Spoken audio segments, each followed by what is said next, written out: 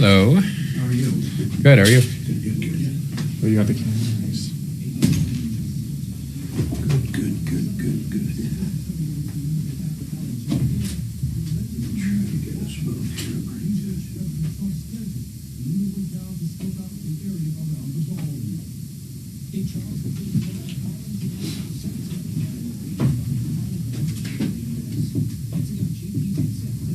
We had snow at our house. Really? It was crazy. I woke up, it's snowing, and there's snow on the ground sticking, and I'm like, this is insane. Well, I don't remember snow this late in April. Especially after this winter. it's probably more than we got in January. I think it is. Would you like a water? Yes, I think we're going to. You want some coffee? I could use coffee. What do you like in it? Nothing. Just black? Yep.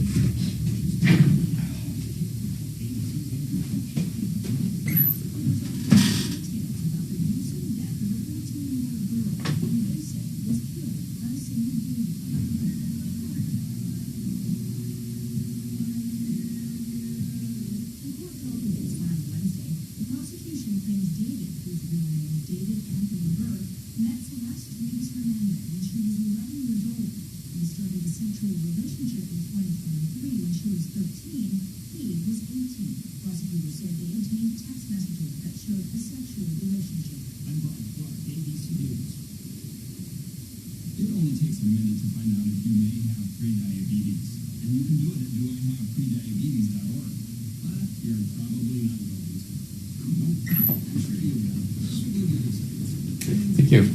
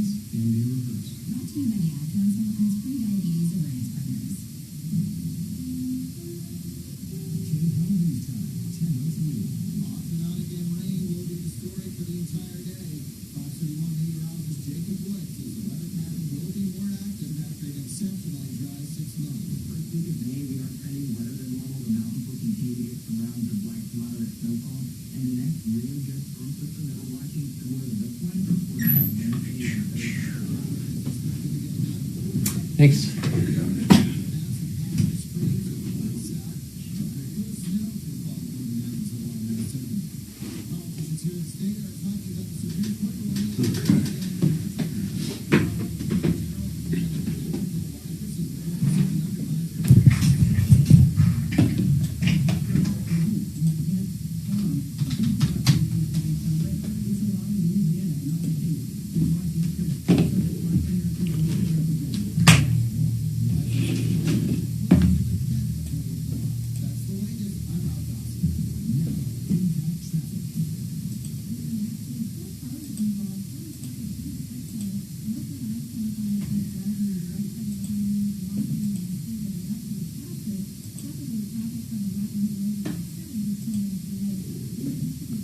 Suzanne's off to Nashville. They're going to see Chelsea Handler tonight. she's looking forward to that. We Yeah. love comedians. Her and her cousin. And then Grand Ole Opry. I forget who they're seeing there, though. I feel like I drove through Nashville briefly, like, when I was 20. Did you? I have not been there. I know it's just blown up quite relatively recently. We've been there. We saw Metallica there. We actually got a suite, had some listeners, had a really good time. Compared to Pepsi Center, it was like dirt cheap out there. And then we went there in our RV years ago, too, about an hour outside, but we drove in. We've been there 2 or 3 times. If you like music, man, every other bar is just music. It's quite remarkable, actually. Kid Rock's place has 4 levels. So, like, the first level might have, like, a Van Halen-style cover band, something like that, Guns N' Roses. The second one could be country. The third one could be folk. The fourth floor could be rap. I mean, it's just insane how it breaks down. And most of the bars are like that, multiple stages. Although that big trip we went with like 15, 20 people, we're pretty sure one of them got roofied at Kid Rock's, one of the gals.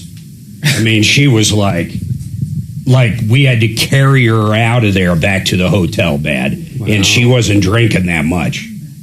So it was pretty wild. And if you Google Kid Rock's place, like the number one thing that comes up is like, watch it, women. Yeah. It's like known for getting roofied. That's crazy, isn't it? That is. Okay.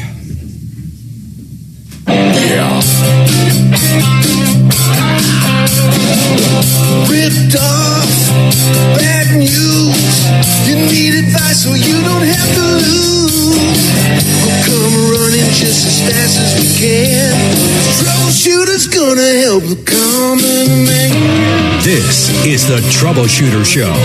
Now, Tom Martino. Welcome, my friends, to the only show of its kind. We're here to solve problems, answer questions, take your complaints, dig into your life a little deeper, hopefully educate you, entertain you, and everything in between. That is what we do. In fact, we have recovered, listen to this, over $300 million in cash merchandise exchanges, refunds over a 45 to 50 year period right here in Colorado. So if you have a bad contractor in your life or something going on where you need help, we have a list of experts and deputies standing by to help you out, and you're just going to be impressed by what we do. Here's the bottom line, 303 Martino. That phone number is so simple. During the show, it comes right here.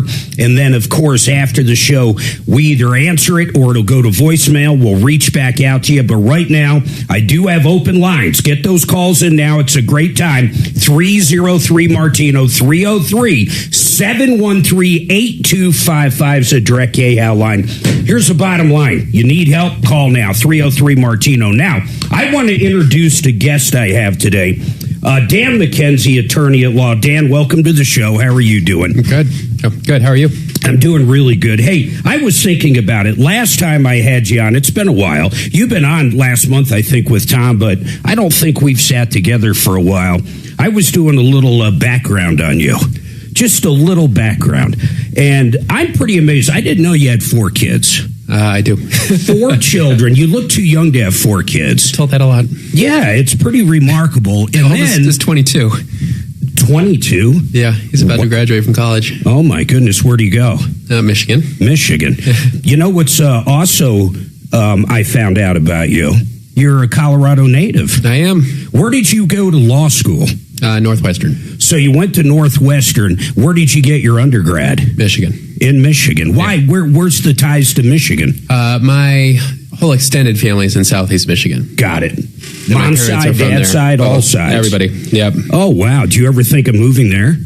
It's fine. My parents just moved back there. They've been in Boulder, most of my life. And now suddenly they go back to their homeland. Did it have anything to do with altitude or no? No, I think just wanting to get back to their roots. Yeah, that's kind of interesting. Yeah. A lot of people do that as they get older in life.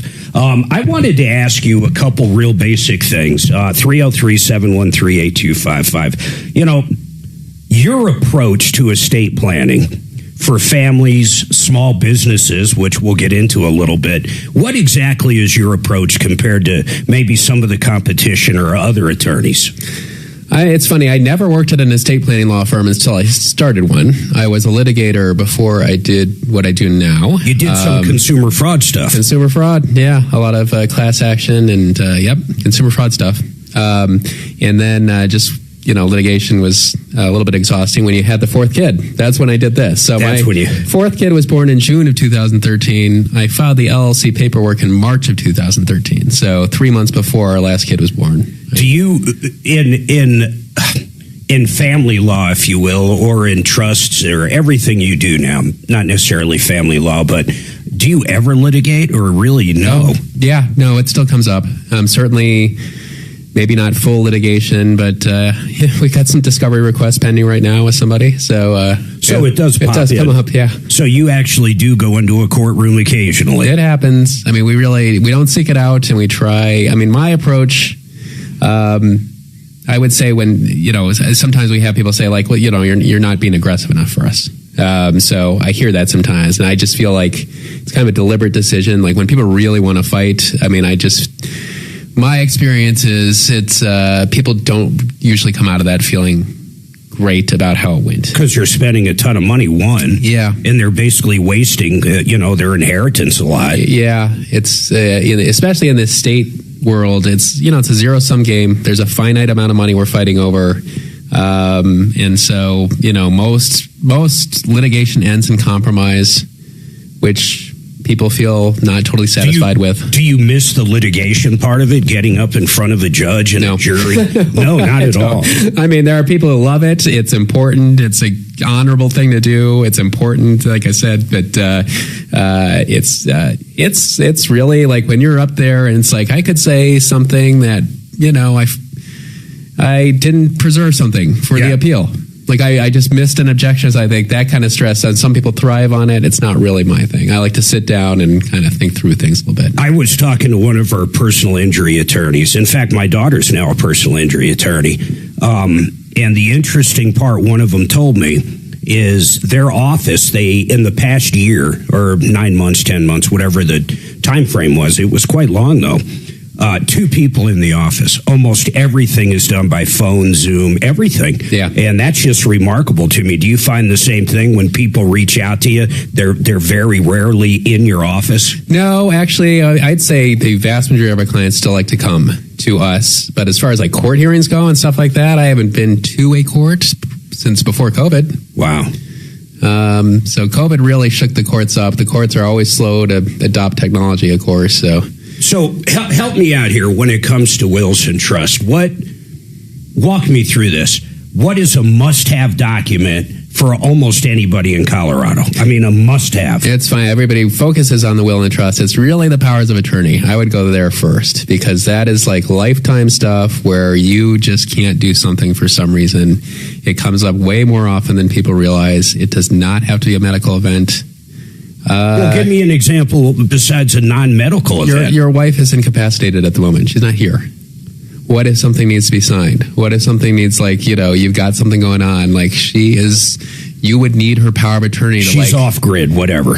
Yeah, and even if she gets back on grid when the plane lands, I mean, it's like, I need to change something on our utilities. Like, like at my house, the utilities are in my name or my wife's name. Yeah, and I can't access the stuff that's in her name without written authorization to do it. Like, it's little stuff like that. Like, people are really focused on who's going to get my fabulous jewelry or vacation or whatever. So basic power of attorneys. Yeah. So you find a lot of people might have a will, and then all of a sudden you realize, or they realize they don't have that power of attorney.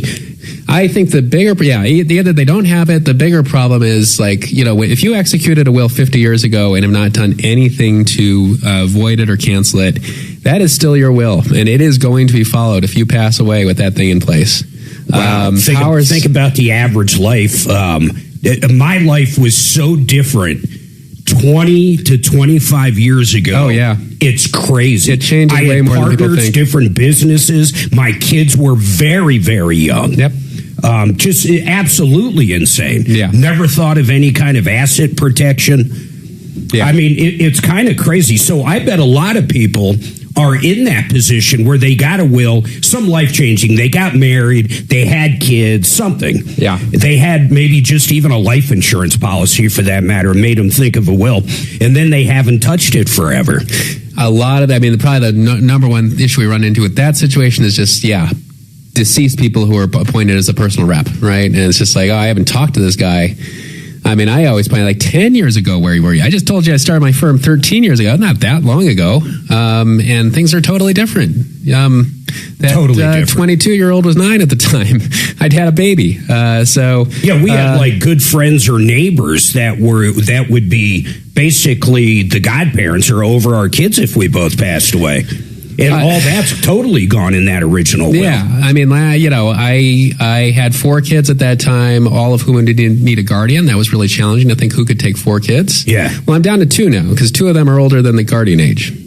And the 2 that are needed guardians are, one's learning to drive and the other one's about to turn 13. It's a totally different story. Totally different. It is so important. Any questions anybody listening has too, when it comes to wills, trust, probate, anything, we're going to be going through some stuff. But anything that you actually have in particular, please, 303-713-8255. Hey, Mello, what is your question? Is this... Mello. Are you talking to Merrill? Hey, Merrill. Yes, I see Mello. I was like, what an interesting name, Mello. What's going on, Merrill?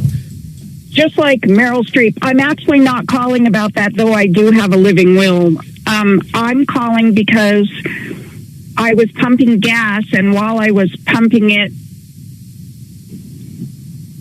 the price changed. What do you mean while you were... Oh, you mean it changed up on the board, like the outside board?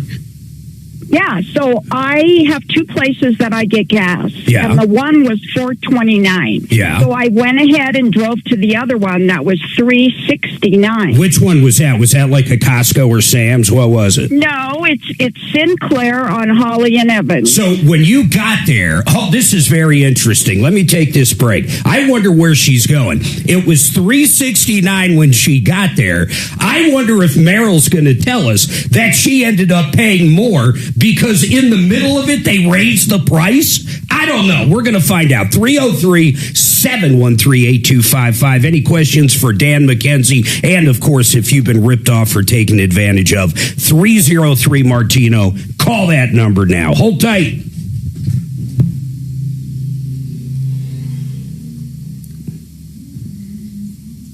Got it.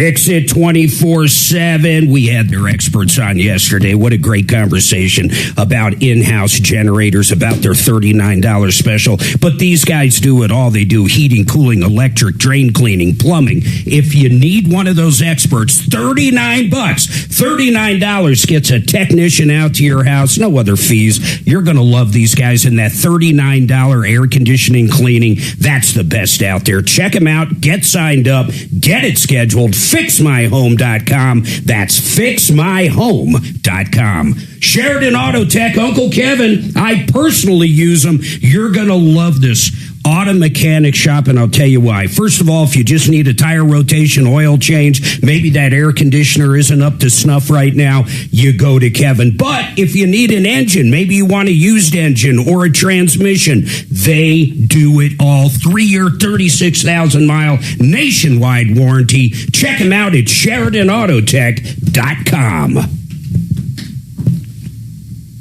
Boom, boom, boom. Best cakes a holiday. The idea that you can stop death from happening. And wouldn't it be nice for some people? No. Just point out her. Oh yeah, no, we want her to die. No, and well, other people that are in a bad situation, Right? No, yeah. But there's even a great Twilight Zone episode where someone traps death in a tree and he can't get down. Oh, really? Do his work, and so now there's What's the last good concert you news saw? and bad news from death not. Oh, we let me think about that. And so It was recent. the way it's set up right now, we kind of need it. Was it here? No, I get it. Yes. I'm not. We just saw someone here too, and I can't remember who it was. That's funny you say that. Okay. Why do I even do Does stuff? that make it better? Oh, it's you might as well narrow it down. That's good. And I know I'm being insane. I'm Where sorry. was it? No. We've seen Yeah, a couple I just- of you I don't make think- sidetracks I can't from that. tell you how It's often I like think about Susan's that. Like I'm stand-up, right? So, pedaling along. we in the saw bike, Trey I'm like, Kennedy. Now, obviously, I don't want anything to happen to me, but I feel like we saw something at like the squealing tires, what's it, braking, and there's shit going on all the time. You not know, the all Mission over. Ballroom, but While I'm the, pedaling. We just saw along through someone at Mission. I can't think. Greenwood Village. We saw 2 nights ago. We saw Nate Borgotsky. Oh, That was where was that? Here? No, it was Colorado Springs at the Broadmoor Global Arena. Not only Yeah. can you not, He packed it, man. It was. Oh yeah, he's on fire. We were like 7-8 Yeah. rows back. Oh, yeah. Stage was in the middle of the court. Or the I arena. when I was 13, And it was really good, man. He is like, jogging he's with very a funny. friend. I love his kind of dry. I just love him. He's great. I've seen every And, special he's done. We were. Yep. It was running really cool to with see him live. He traffic. put on a lot of weight. That I was shocked about. I wasn't too I mean, a lot of weight.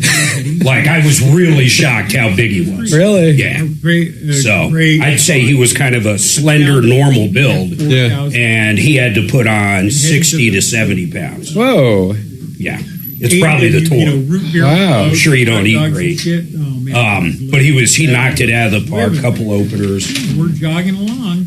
Smells good. Some woman What's up, Bo? killed him right next to Running around like a one-handed paper hanger.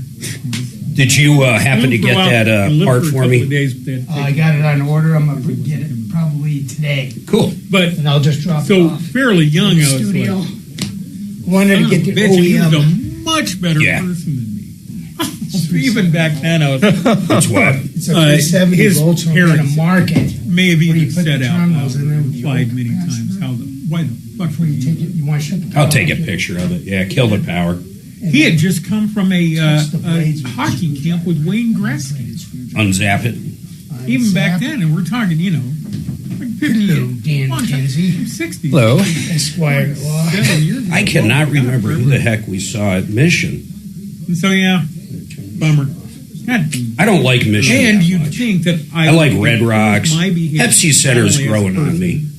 I don't like seeing ones at Broncos Stadium. I Like Metallica enjoyed was there. drunk. It's just, Really drunk. it's overwhelming I spent the for a day- concert to me. Oh yeah. 35 years drinking and driving. Oh, blackout. We'll see. We're going to see Metallica again in October at the Should have looked back Sphere. to me. Didn't. We've been there a couple times for Dumbass. The Wizard of Oz, which was insane. It was so good, and Suzanne loves The Wizard of Oz. That was an incredible experience. The original. Yeah. And then we saw the Sphere Experience. Yeah. Global. All right, 303-713-8255. 303 Martino, you've been ripped off for taking advantage of. Now's the time to call. In fact, Deputy Bo just walked in. He's twiddling his thumbs over there, waiting to get assigned to a case. So maybe you got a bad contractor, you need some help getting money back or getting the job done. 303 Martino. You can also email us, by the way, at any time at help@troubleshooter.com. I refuse to give out a text number. I just refuse to do it. I won't do it. Damn it, I just won't do it. They need to call in, Mark, so we can, all the listeners can take value in it. Bo, you missed this one. This one's What's pretty that? curious. Meryl, she goes for gas. Was that this morning, Meryl, when you filled up? No, this was on Tuesday. Okay, so Tuesday she drives out of her way to get to a place that's advertising gasoline for $3.69, which, by the way, is a bargain right now. So what happened? You get there, you said they changed the sign. What happened? Right. right. So I usually go to one place, and it was $4.29. So I kept going further on Evans to Holly, and it was $3.69. So Nice. I went in, and I started pumping gas, and it was unleaded, the cheapest one. Sure, 87. And while I was pumping, and I even texted my mate and said, guess what, I got it for $3.69. While it was happening, and I take pictures of everything. Meryl, you're like me. I swear to God, most people don't do that. If I find a bargain somewhere, I'll text Suzanne. I would brag. I'd be like, look, gas $3.69. I take pictures. No, I take pictures of everything. So I've got a picture of it changing before my eyes to whatever it changed to. But you're talking on the sign, not on the actual gas pump. Well, on the actual sign, because you know what? I used to behind the scenes TV. You're not supposed to stand right next to those gas pumps. What did it change so I was to? not standing. You're not supposed to stand right next to them or hold on to the thing, because when it catches on fire, people catch on fire. So I was occasionally I'll see some moron. I have seen moron smoking, even in the last 6 months, while they're gassing up. I've seen it. I stepped back because I'm texting my mate. And again, don't use a cell phone because it can spark. I know this. I'm talking like an ex-court reporter. So it changes right before my eyes, and I'm like, "Are you freaking kidding me?" And I even texted Michael telling him that. So I went inside, and it never prints a receipt. It'll say printing your receipt, but of course it never does. Yeah, they're always out of paper. The paper. Yeah, they don't change the paper. So I go inside, and a very nice younger girl. I said I didn't get a receipt. Well, then a very unnice other woman prints it and hands it to me, and she's very exasperated, and it says duplicate receipt on it. And so I asked, what was I charged? Because I'm trying to figure it out. And how much was it? I was charged $56 for the higher amount. So the manager... How much was it? $3.69 versus what? It was $4.20 something. Oh my God! It went up 50 cents a gallon while you were there. It was $4.21 while I was pumping. Now I can understand if I hadn't started yet. Yeah. So what did you say? I would have complained. Did you complain? Well, yeah. So the young girl said to me, "I think you should talk to the manager." Hell yeah. Okay. Well, unfortunately, the manager was the woman who was very mean and had. You can say it, the bitch. I get it. Now what? She was the biatch who went in the back room and slammed the back door. So she comes back out, and I'm going, oh, my God, she's the manager. So I told her, and she said, I don't know what to tell you. And I said, seriously, is that what you're telling me as the manager? She said, I don't know what to tell you. And she slammed the door and walked back in the back room. And that was it? And that was it, and I couldn't call you guys on Tuesday to talk about it. And so I drove back later, about an hour later, and now they had turned off the red sign that said 421. It was completely dark, because I think a lot of people were complaining. Sure. They had completely turned off. So I learned a valuable lesson. I guess the valuable lesson is you're supposed to look at the one right on the pump, but I'm sure that would have been changing also. And it was just wrong. So this morning I drove by again. I think it's 100% misleading if you pull in and that sign is $3.69 and you're charged more. I think you should get a refund for whatever it is. Personally, I'd go a step further. I agree with you. No, and of course my boyfriend's a CPA, so he's doing all the math and everything. But I'm like, you know what? This woman should not be working with the public. So I drove by there again today, and you're talking about Wilson Trust, and I go, okay, I'm going to call Mark, because now the big red sign says $3.99, biggest day, and then my other favorite place is also $3.99. Now they're competing, and I'm sure that bitch still works there. How much did that CPA? How much did Michael say they owe you guys?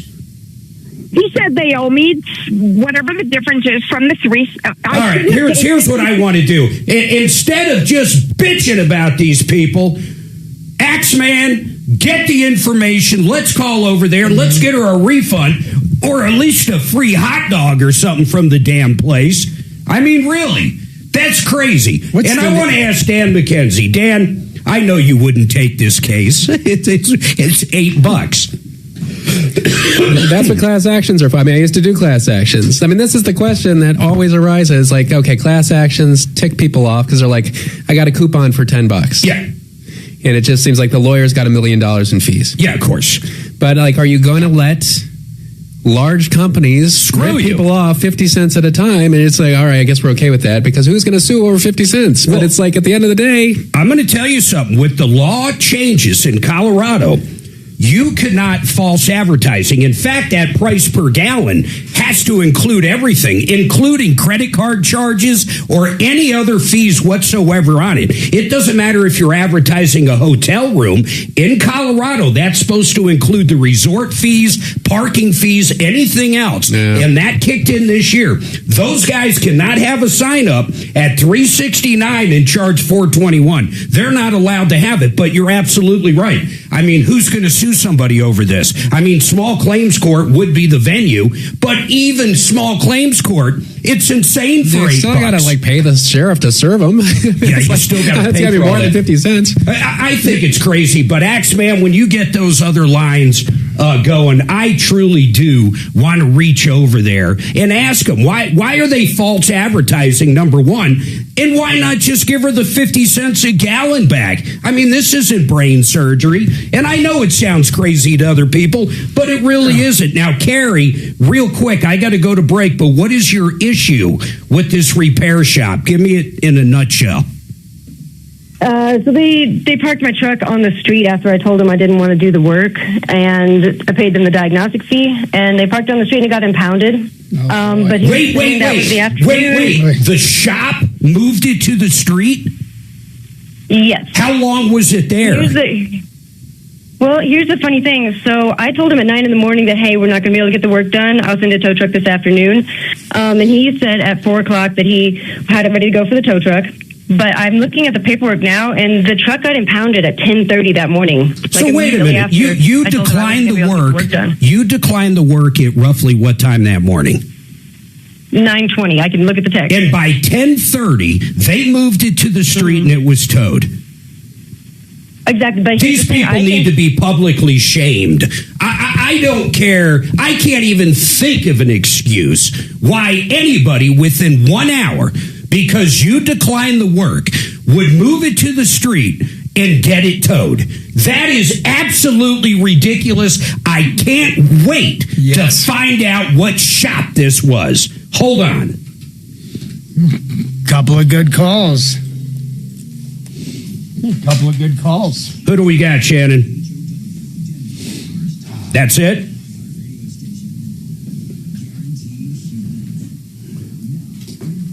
$9,969,000.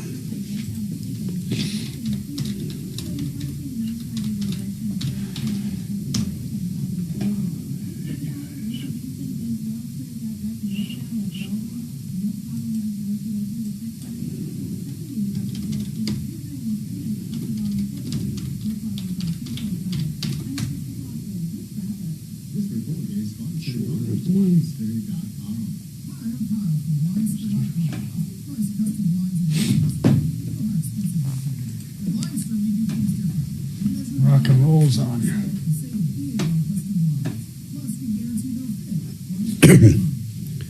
I got to tell you about Solar Wind and Hail Insurance. Our friends at Compass Insurance sell this stuff. Check it out. It is a supplemental policy designed to help offset the large out-of-pocket deductible costs when it comes to replacing your roof after a hailstorm. This insurance cannot be canceled. They cut you a check. They don't care what you do with it. And it won't affect your homeowner's insurance whatsoever. You got to call Compass and talk to them. Bottom line is these guys are one of the best people around. Compass Insurance, my friends. And then, of course, with Sola Insurance.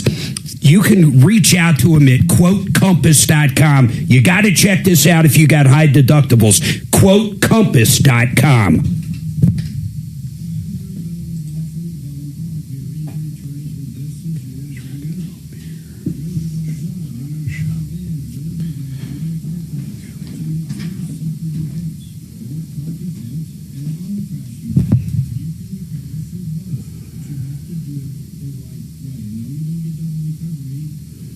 God, I wish I could think of who we saw.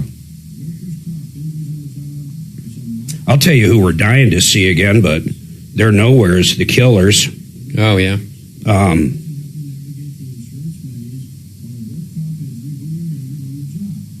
And then who's going to the Air Force Academy? A country guy, a big one.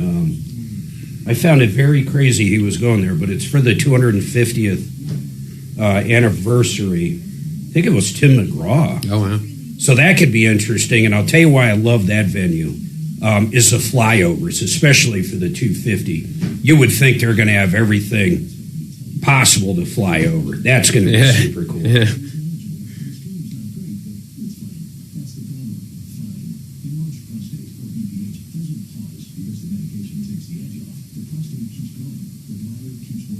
What kind of car do you drive? Ford Explorer. Those aren't super cheap on gas. They're not bad, though. No. Yeah, it's really... boy, it shot up suddenly, didn't it? Yeah, I don't see any end in sight. Even if the war's over, even if they figured that out, it's going to take months to level that out. Yeah. We're all electric, so really we don't. I have a Hyundai Santa Fe. We bought it 6 months ago. I got, I think, 300 miles on it.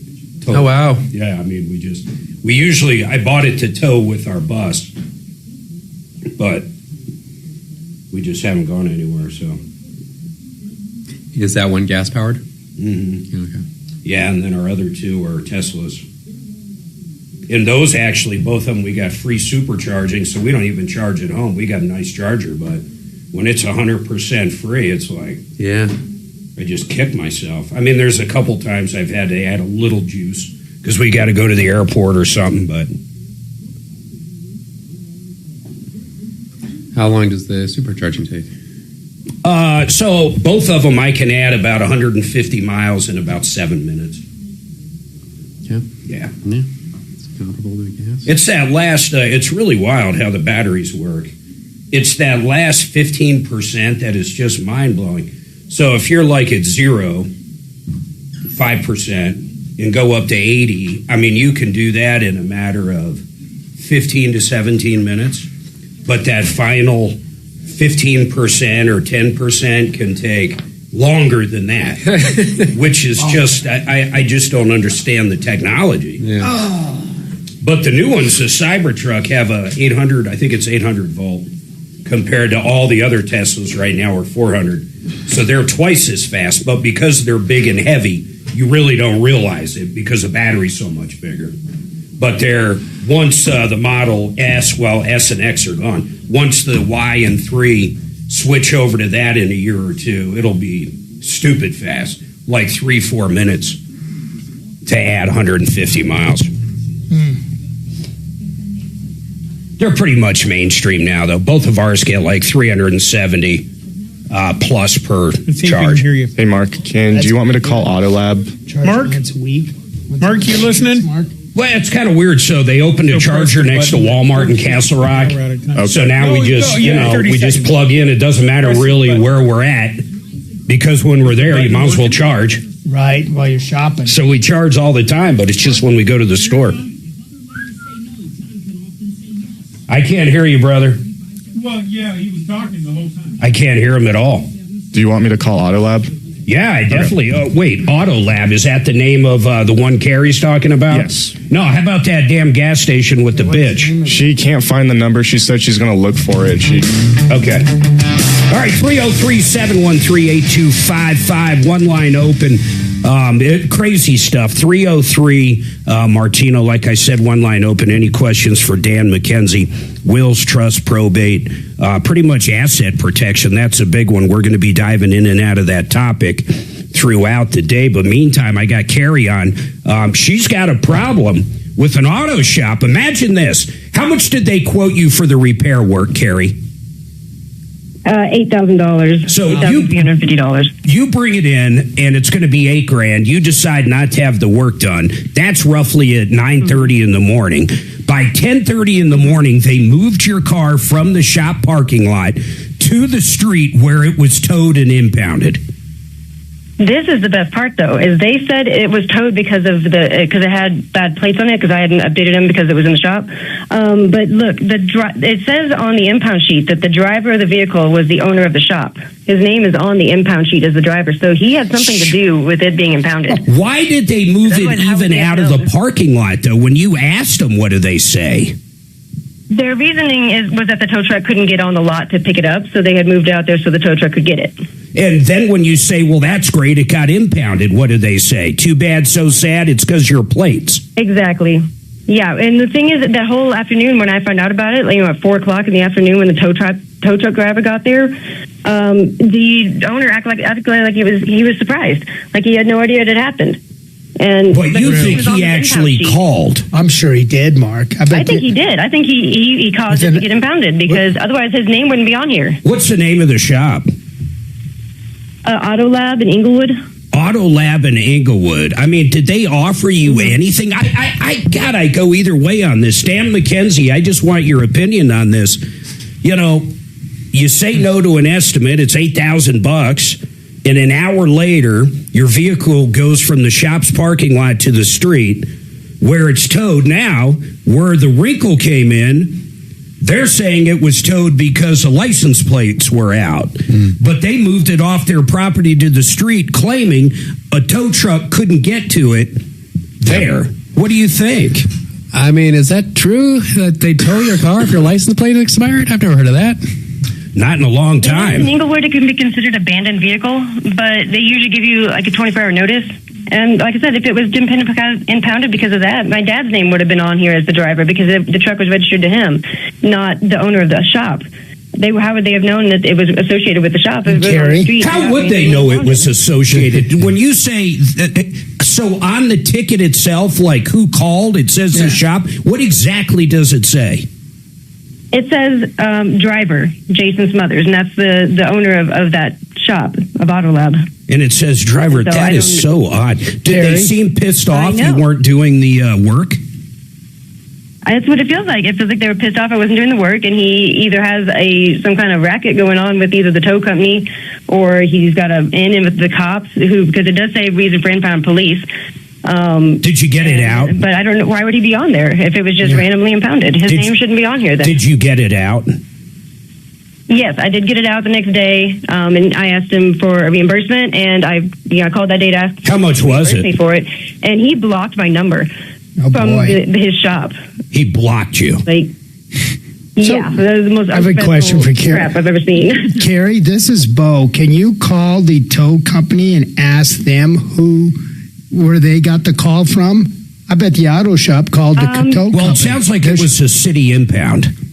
If it wasn't a city impound, there's certain rules they have to follow that weren't followed. So it was impounded by the city. Within an hour. Yeah, but as soon as it was on the street for only an hour and they came by and towed it. That's crazy. The owner, this Jason guy, has a friend in the police force or something, and he called his buddy and said, hey, will you take... but I don't know where he would benefit. Let's go down that road, Bo. I see what you're saying. It's just maliciousness, Hold on, Carrie. If it was a private tow, I see where there could be benefit for this guy.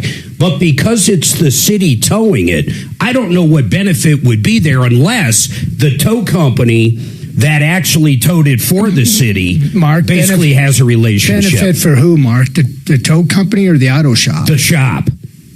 I think the shop... They could very well be related, or they could be trying to... I think the shop did it to punish... Carrie, I think the shop did this to punish you for not approving that $8,000 work. So I don't understand. The one thing that makes no sense to me is on that ticket, it's got the shop owner's name. It doesn't have the registered vehicle information as the person, and generally it would have that. Right. So it would have my dad's name because the truck was registered to him, but it has this guy's name on it instead. And this is called Auto Lab in Inglewood? Yes. All right, hold on a second. Axeman to call. Yeah, Axeman, let's call over there and see if you can't get them on the air. I would like to know where they're coming from. It seems very strange. 1 hour after she turns down $8,000 in work, that this becomes an issue. Very, very strange. And I would like to follow up on that. Burton, you have a comment on gas. I assume gas prices. What's your comment? Yeah, the comment about the woman that called earlier that she was the prices changed mid pumping. Yeah. Did she pay by card? Because a lot of these gas stations, they have two different prices. They have one if you pay by card and one if you pay by cash. Yeah, but in Colorado, you're supposed to advertise that now. But you're absolutely right. But that wouldn't make up for 50 cents a gallon by any stretch. Oh, absolutely not. No. And I'll be honest, I don't like that. I got to go down to our sister station. In the Springs, we're on KRDO on numerous FMs and AMs down there. But when I go down to KRDO, going back 5 years, 6 years, that was the only place around where I saw different prices for credit and cash. I never saw it in Denver ever. Now, all of a sudden, it's everywhere in Denver. And I think it's a racket. To me, if you accept credit cards, that's part of doing business. You should pick up the fee, but I realize that can add up to a ton of money. I get it. But that was a good point, Burton. I think in this case, it really didn't matter. All right, let's take a break. We're going to come back. Axeman is going to try to get Autolab in Inglewood on to talk about this vehicle that suddenly got towed an hour after she turned the work down. 303 Martino. We're going to have one line open in a second.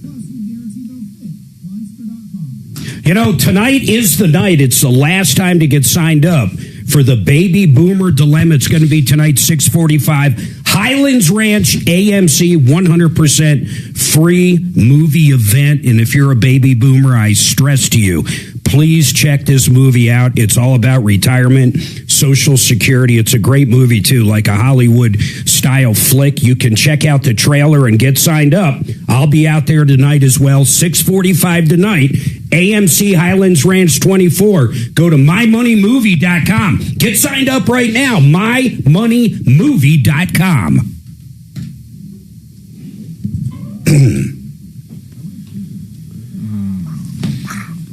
I called over to the Auto Lab and I gave the owner our callback number. He's not in right now. He's what? He's not in right now. What? I called Auto Lab. The owner's not in, but I gave him our callback number, and the lady said that he should call back today. Did he have any comment, or did the lady? No, she said she wasn't familiar with the situation. Mark, shall I step out and give a call over Lots there? of time, get out. At the big break, Bo. Okay. Yeah. Thank you for calling. Impress upon him the need Right, and to understand why an hour later. I want to look at this place too. Auto Lab I Inglewood. looked around 2900 South Broadway. Yeah, I want to see what it looks like on Google Maps. And now we need to find out from Carrie when this took Okay, place. Jason, thank you so much for. Sorry, I had to pull up my notes real quick. Okay, so real quick, you're the owner. Boy, they got horrible reviews.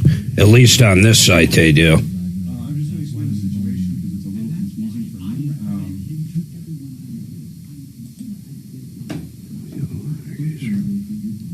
These are horrible reviews. And why would this place have an $8,000? I wonder what kind of work. They don't look like they do big stuff.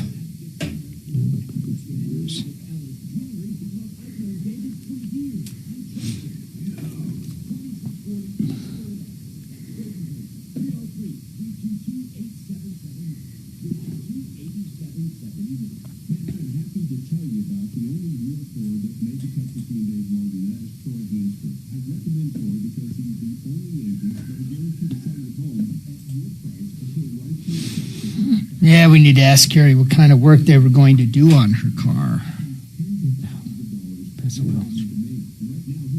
Auto Lab.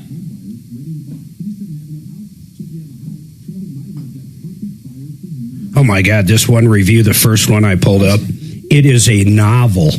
Really? It is unbelievable. This person spent so much time dwelling on this. Looks like the owner is online. How about that? Oh, awesome. Okay, I have tender in the back. Yep. Right on, Axeman. Guess I won't make fun of him. Good job. We're not picking on Axeman today. He is borderline homicidal. You know, who is? Who, Axe? Axe, yeah. Yeah, he reminds me of Kelly a lot. Oh, Demeanor, except for the looks, the gender, the height, Gender. the facial, well, slightly less facial hair than Kelly. The snarky remarks. I don't want anyone to know that I think he's really doing a good job. Yeah, he's killing it, actually. I know. God, don't tell him. Keep quiet, yeah. man. Don't let him feel that love, though. That'll always bite you in the ass. always have to worry that every second you're getting pushed off. That's why I yell at him, just for the hell of it sometimes. He cries, and he comes in, does a great job. It's awesome. Our scheme is working. You tell him to step it up, and then I'll follow. The beatings will continue until the morale improves. We need to get him working for a few other people in the building. No. He's 100% independent contractor now. He's got a company. He's got everything. Oh, he does? Oh, he made up a thing and got a bank account? The whole bit. Offshore accounts? Offshore. Yeah. Bitcoin payment God, only? maybe I'll apply It's here. paid by Bitcoin and weed. Perfect. Yeah, maybe Ryan Schuling could use them. You know, I'm right here, dude. Oh, to fill in for Dan, yeah, I'm not trying to replace Here we you, go. Shannon. Oh, maybe. All right, 303-713-8255. Axeman called out to Auto Lab. The owner, Jason, is on. To recap real quick, then I'm going to go directly to the owner, and I appreciate him calling in. But Carrie dropped off her vehicle somewhere around 9:20 in the morning. She turned down an estimate of $8,000 worth of work on her car. Apparently, according to Carrie, within an hour, that car, or shortly after an hour, was pushed out to the street and impounded by the city of Inglewood for out-of-date plates. But on the actual notice, on the ticket from the tow company, it has the owner of Auto Lab's number on there. It's the driver. So we have no idea how that became. Jason, I appreciate you coming on. Can you explain what happened and why this car was pushed onto the street and impounded within an hour or so of her turning down the estimate? Bring up her ticket. So this car was dropped off several weeks prior to being impounded, first and foremost. So that with in the hour, it was originally the ticket was written up on April 3rd. She finally paid April 14th, and then made an offer, scheduled for a pickup of the vehicle to be towed out in here. We put it on the street, and the city of Inglewood towed it. So. Was it towed, like she said, about an hour and a half after it was pushed out onto the street? Is that part correct? So first and foremost, it's important that you understand that the reason that it was towed was because it did not have the appropriate plates on it. They were plates from a different vehicle. I get that. She said that. Yeah. So the city of Inglewood wasn't just towing vehicles randomly. They towed it because the plates that were on the back of the vehicle did not match the vehicle. Why would your name be on the tow ticket? I have no idea. It would make zero sense for me to tow any of my customers. The tow company that's used, which you could verify, is the contracted tow company for the city of Inglewood. Yeah, she thinks it's retribution, and I don't know if it is or not for her not doing the work. No. But now that I know her vehicle was there since April 3rd, when did you reach out with this $8,000 estimate? Was that on the day it was towed? Did it take that long to put the estimate together, or what happened in that period of time? She was going through the process of trying to figure out how to come up with some money. Got it. So, and just so we're clear, it was a transmission rebuild that's what she brought it to me for. That's what I gave her an estimate for. And then I gave her estimates for other options. I gave her an estimate for a used transmission install. And then she said, I can't afford that either. I'm going to bring you a transmission. So we waited for her to bring us a transmission that she was going to procure, which a lot of shops will not do. I was willing to install her used part. Sure. And then she never. Yeah, but a lot of that, and I appreciate everything you're saying. What I still am trying to figure out, and I want to verify with her, Carrie, where exactly does it have Jason's name on the tow ticket or whatever? Where is that? It says driver Jason. On what, though? What is that? It is the invoice from the when we paid to get the truck out of impound. Okay, so you went up there, you paid X amount, they gave you a receipt, and it has Jason on there. See, Jason, that's the part I don't understand. How would they put that together? Well, the other part I don't get is, why did you lie that afternoon? Carrie, hold on. Let him talk. I'm sorry, Jason. Say that again. Is there a possibility that the tow driver might have been named Jason? But there's no reason why they would put my name on it. You're absolutely correct. I don't know how they would make the connection. Carrie, is there a first and last name, or does it just say Jason? And that's true. Could that be the driver of a truck? I suppose it could be. I mean, I will say that's possible. It doesn't say, what the driver of. It could have been a tow truck. Does it have your name or the registered owner on there anywhere? No. I'd like to see a picture of that. I mean, I should be able to determine whether or not that's the driver of the truck. That's not hard to figure out. So, I mean, Jason, you must think it's a little strange, though. According to her, you call up, say it's going to be $8,000. What are you going to do? Crap or get off the pot. I mean, the car's been there for 3-4 weeks. Then all of a sudden... No, that's 11 days. Well, whatever it is. And then all of a sudden, an hour and a half later, it's towed.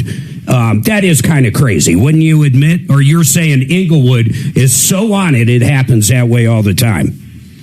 Well, it doesn't happen all the time. I'm sorry, keep going. I put her on hold. I will tell you that we are across the street from a Starbucks that is so busy that they had to buy the house behind them for parking and driveway to house their customers.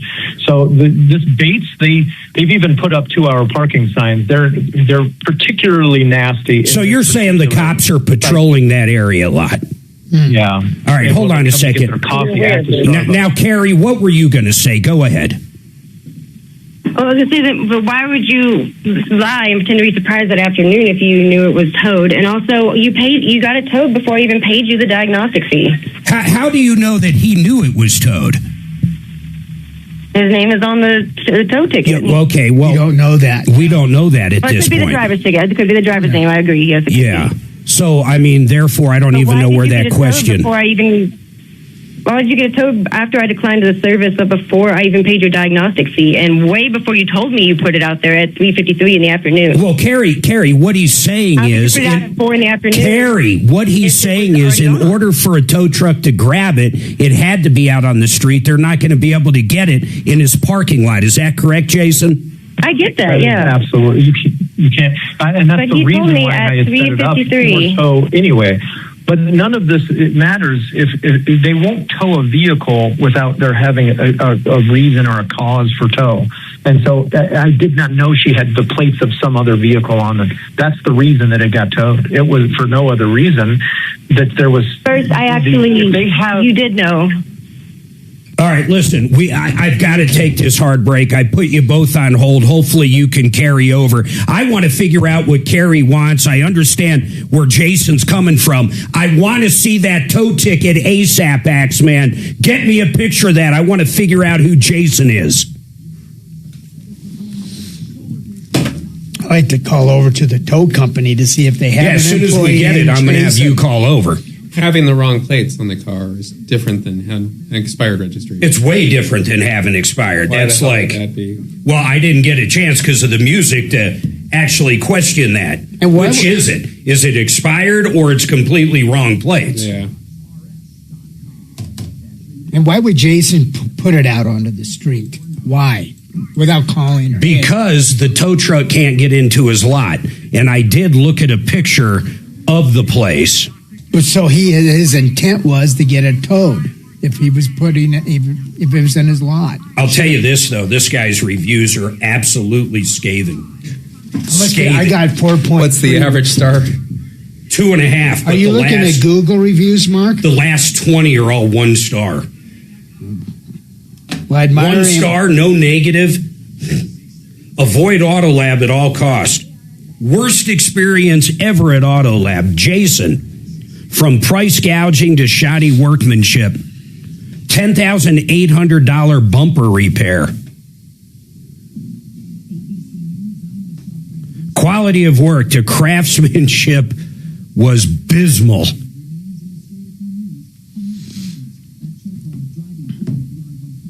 Should we tell Axeman and make sure they hang on over the break? This is good radio. It's all in whatever they do. I mean, I don't care either way. Okay.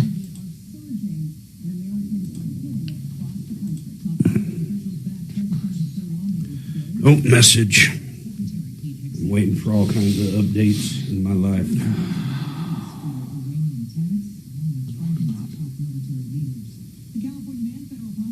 Do you have any, Dan, do you have any particular questions you want me to ask? You're calling who? You, your company. Oh. Any particular, to promote the business? I'm going to ask you some basic questions. I won't ask any ILEC questions, I promise. Well, let me think about that. I'd like to ask you, just so you think about it, that interesting case about the Newstedter's grandson who had a 60-page will, and he was hanging out at the bar, met a barfly, and he wrote out the will on a napkin. And it was 2 years of litigation, and they found in her favor. As long as he signed it, right? Yeah, it's a holographic but it wasn't witnessed. Well, it doesn't have to be. It was at a bar. Holographic he was will. drunk. Yeah. He was coked up. That would mean lack of capacity. Do you remember that case? No. Oh, you don't? No. Oh, it was in the papers. Was it someone in Colorado? Yeah, he was the grandson of the Newstedter's, great-grandson of the Newstedter's shopping clothing store. Never even heard of Newstedter's. Millions of dollars. How long ago are you talking? Long time. It might have been 7 years ago. Oh, I've never heard of Newstedter's. They were out at their first store was at it when they first built the Cherry Creek Mall. Oh, they litigated that for like 3 years. It was in the papers. They had 5 or 6 lawyers. I think he passed away. And she had it, I think it was on a fucking napkin. But it wasn't witnessed, but they did, so it was his signature. If the whole thing was in his handwriting, which it would have to be if it's on a napkin. Yeah. That's a holographic will. Yeah, but at my point, the dude was coked up. I mean, that's a problem. I cannot imagine why that wouldn't come up. Okay, I don't know the whole details, but she won. She didn't win the whole thing, but they gave her a chunk. Millions.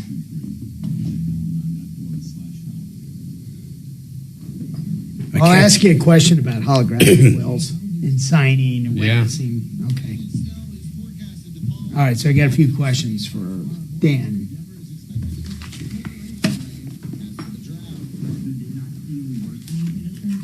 How's Andrew doing? Great. What's his last name? It's French. Lepore. Lepore. Who is he? It's my associate attorney. Oh, cool. He's a good guy, Mark. He's gonna have another baby in September. So. Oh. How many is it? This will be a second. Yeah, we were done it too. We're like, snip, Mark. You know, we were Nate. We went to see them with some friends, Well, and their Their kids are 30, 27, and 21. I think she just turned 21. And they pretty much all live under the roof still. And we were talking, and they seem to like almost want their kids in their house their whole life. And Suzanne and I are so different, it's not even funny. It's like both of ours are 100% off the nipple, and we're just like, couldn't be more proud, couldn't be more happy. Yeah, they're off everything. Health insurance, bank accounts, everything. And to me, that's part of growing up. I was off when I was very young. Accomplishment of you and Suze. Well, we appreciate that, but it's so funny because maybe not the husband as much, but Sean is more like she wants a kid in her house forever, which is just mine. I can't even wrap my head around those thoughts. And they're married. A married couple wants their kid in the house. Yep. Did you have to ask them why, maybe? Well, according to the husband, because the wife's nuts. So the wife is nuts. Yeah, she is nuts. I want to get my kids off the floor. But working at Starbucks isn't going to pay their rent.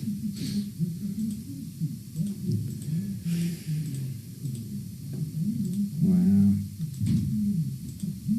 Who's going to Nashville with? Her cousin. Cousins? Yeah, she had a horrible year last year, but The cousin did? yeah, they both turned 50 last year. Oh. And they actually lived together for a small period of time when they were like in middle school. Oh, really? Yeah. Suze did? Yeah. Suze lived with them Yep. in Oklahoma? No, that was in, I think, Missouri. Oh. But it's interesting. I really like her and her husband. They went to Metallica with us in Vegas years ago. We've gone out to their house. She's come out here. They're really good people. Well, that's good. I'll tell you a little interesting thing about them. She got divorced from her first husband pretty young. They married very young. She was pregnant. And they got divorced. She married a guy, Kyle, who she's been with ever since. It's been a long time. And her ex married Kyle's ex. Her ex married Kyle's ex. So the exes married the exes. It is bonkers. Dude, that is weird. Until this day they fight. There is nothing like till this day. It's unbelievably horrible. Separate graduations, separate birthdays, separate everything. It is the most contentious divorce. But the two exes were so burned that they married. They have a marriage in... This is the Troubleshooter Show. Now, Tom Martino. Welcome, my friends, to the only show of its kind. We're here to solve problems, answer questions, take complaints. Our goal in life is to make your life just a little bit better. I got Deputy Bo with me, and let's not forget about Dan McKenzie in studio. Any questions you have about, I don't know, wills, trusts, what's the difference between the two? We're going to be talking about a lot of that, but any questions you have for our attorney, please, estate planning, asset protection, you name it, we've got the guy in here today. 303 Martino. By the way, this hour brought to you by Frank Duran, the real estate man. You want to sell your home for more money and quicker? You call up Frank Duran. In fact, Frank sells more homes, listen to this, more homes in 1 week this year than most realtors in Colorado sell in an entire year, and he does it for more money. Plus, he's the nicest guy on the planet. He'll also tell you what your house should sell for in a free report, 100% free. You're going to love Frank. FrankDuranHomes.com, FrankDuranHomes.com. Now, I'm going to go back to an issue we have and finish up with it. I'm not sure where we're going, but Axeman, did we get a copy of that ticket that shows Jason's name on it? You sent it to me. So here's the story if you're just joining us. Carrie called in, said, I got an estimate from a shop. It was about $8,000. And when I declined it, about an hour and a half later, they pushed my car out to the street and it was towed. Now, we know one of the reasons it was towed, and I did want to ask you this, Carrie. You said that it had plates that expired. Were they expired plates, or were they plates from a different car at all? I mean, my dad's Chevy Colorado that he used to have. Okay, we had to change it over because the transmission went out on the truck, and so we just had. Yeah, none of that matters. But when the police cars go by, they scan that stuff, and it didn't match. I mean, it is very feasible that is the reason it was towed. It's crazy though; it was towed an hour and a half later, and most of the people I see on YouTube are basically saying this seems a little fishy. It's fishy. It's a little fishy, but. The owner came right on, and I'm going to go to him, and I'm going to look at this picture on this ticket now. And this is a scan of her ticket. And basically, let me see this. It's a zip file. Why is this a zip file, for God's sake? This isn't going to open. I'm behind a firewall. I can't open this if I had to. Oh, wait, here's another one. Shoot. Okay, hold on. Let me try this again. Yeah, hold on. We got it. I got one here. So it says, where does it say Jason on here? Because that's the name of the shop. On the left-hand column, in that top section on the left-hand column towards the bottom. On the left-hand. So while we were waiting, we looked it up, and it turns out that this last name is not actually the owner, so I apologize for that. I jumped to conclusions. Oh, driver Jason Smothers. Yeah, so this has nothing to do with that. So, I mean, really, what are you looking for? Are you trying to get them to pay the $225? Well, the big thing is that he told me at 3:53 that afternoon, hours and hours later, that he just put the truck out to be picked up for the tow.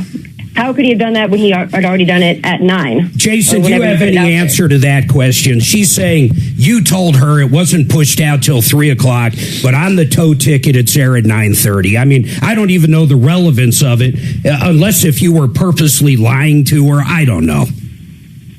It would have had to be. So ultimately, we couldn't put it out. It was already towed. That morning.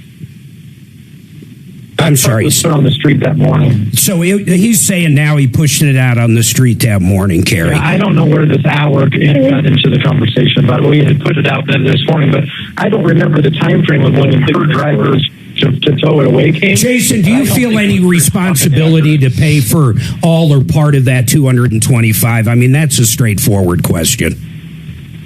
Yeah, I have zero interest in paying her back for her having plates from a different vehicle that are expired. I don't even know why she would put plates that are expired on a vehicle. Well, she's saying, yeah, I get it. She didn't register it and needs a transmission. She shouldn't have done it. I get that. Yeah. So, Carrie, he's not willing to pay anything. And honestly, knowing the entire circumstance now, and it wasn't Jason's name actually on that tow ticket, I can understand where he's coming from.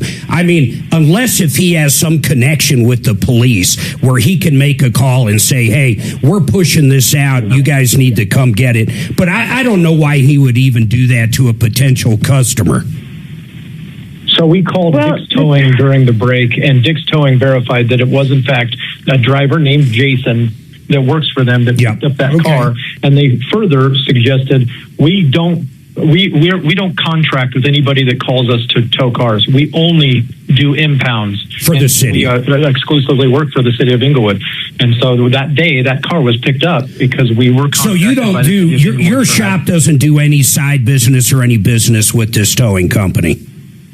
Absolutely not. I can't. They just verify. I've never used Dick's Towing in my life, but they just verified that nobody can. Yeah. You can't call Dick's Towing. They work exclusively with impounds. And then the other thing is, Carrie, and I would say this, I would guess someone in Inglewood, if they saw a vehicle, how would Jason even know that those plates didn't belong? Hey, if he did call the police on you. The first day it was at his shop. Yeah. The first day it was at his shop. He called me and told me, hey, we had a little hiccup because we went off the tags to look it up in our Got software. It. I understand. He put it in there. It pulls up the VIN decoder. I get it. I understand that. Yeah, it pulls up the Chevy Colorado. Yeah.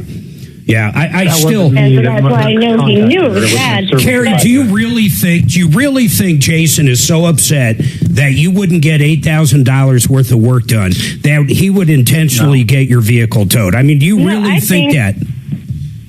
I think that he stopped caring the moment he found out there wasn't any more money in it for him, and that's why he put it out on the street. Like before he even paid the diagnostic fee, he put it out on the street, and then lied to me that afternoon saying he just put it out. Yeah, I don't think I'm too busy to keep vehicles in my yard for a week and a half, 2 weeks. I can't do it. I'm way too busy. I asked you if I could. I offered to pay you a storage fee. I asked you if it was okay to leave the truck there. I offered to come tow it away if it was in your way, and you declined that. You said it was okay where it was while I got the money together. Do you recall who paid for the towing to get your truck to my shop? I assume you did. Yeah. So I paid for the car truck to be towed to my shop. I accommodated you all the way through this whole process. I'm sorry that you did. You were quite accommodating right up until I decided not to give me the prepared. All right. Listen, Jason, I appreciate you coming on. He's the owner of Auto Lab in Inglewood. And Carrie, once again, I just want to stress this. When you first told me it was his name on that ticket, that gave me a lot of different thoughts on this. I didn't like one part of that. Now that we know it was someone else, it was the driver of the actual tow truck. You had plates on there from a completely different vehicle, not expired plates, like you told me at the beginning. Now, maybe you kind of messed that up. That's not that big of a deal. But I don't see any justification, honest to God, for Jason to pay for that impoundment. I just simply don't see it. Now that we know he is not the one that called and is the one on the ticket, I don't know what else to say. In fact, Dan McKenzie, has that swayed you after hearing the other side? What do you make of it? Yeah, I mean, I always kind of look at motives, and I mean, I think he brought up several times, like, why would I do this? Why? I mean, it just, what's the purpose? Yeah, it'd really be, a lot of time and effort into something that's just like, I don't really see why somebody would do that. Yeah, and even if he did push it out, thinking possibly this thing can get towed, he needed that room. I saw his lot on Google Maps. It's not a big lot. It's tight. And then the other thing is, I mean, I don't know. What are the chances of someone being able to call the police and having a vehicle towed from the street? I would say if I could go down to Denver right now and point out so many vehicles with expired or different tags, and I guarantee I could call up Denver and they'd still be there an hour and a half, if not a week later. So I find it a little odd that Kerry thinks he has this kind of power. But that's about it. Let's free those lines up. 303-713-8255. Thomas has an interesting question after this. We're going to have two lines open in a second. 303 Martino. Don't forget our expert Dan McKenzie's here. Any questions you have on estates?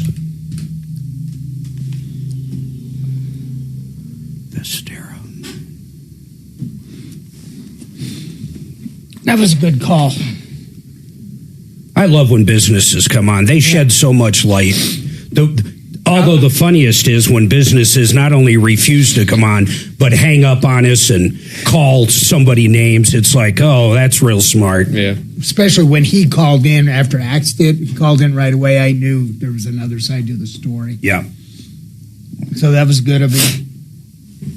Vestera Turnkey. You want to be a landlord but have no idea about owning property or managing property? Barry Miller can help you out. He knows the right places in the country to buy homes ready to rent out. You hold it for 2 or 3 years as it appreciates, and bam, you sell it, then maybe you buy 2 or 3. We have listeners that have made 40 to 50% annual returns with VesteraTurnkey.com. I want you to call up, talk to Barry, VesteraTurnkey.com.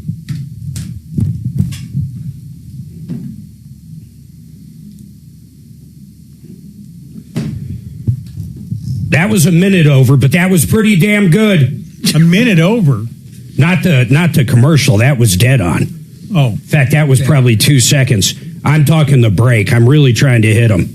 It's up to hey, that's your relationship with KRDO, and if you want to ruin it, that's fine. Yeah, I want you happy. They're so used to it at this point. Oh my God, we'll get beaten wife deal. Yeah, it's a beaten wife.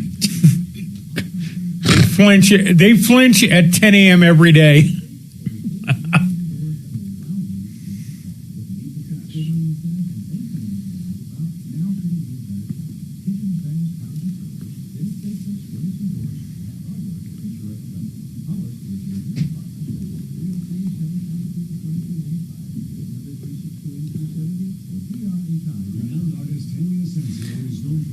So Shannon, How may I help you? Did you know Hal Moore? Intimately.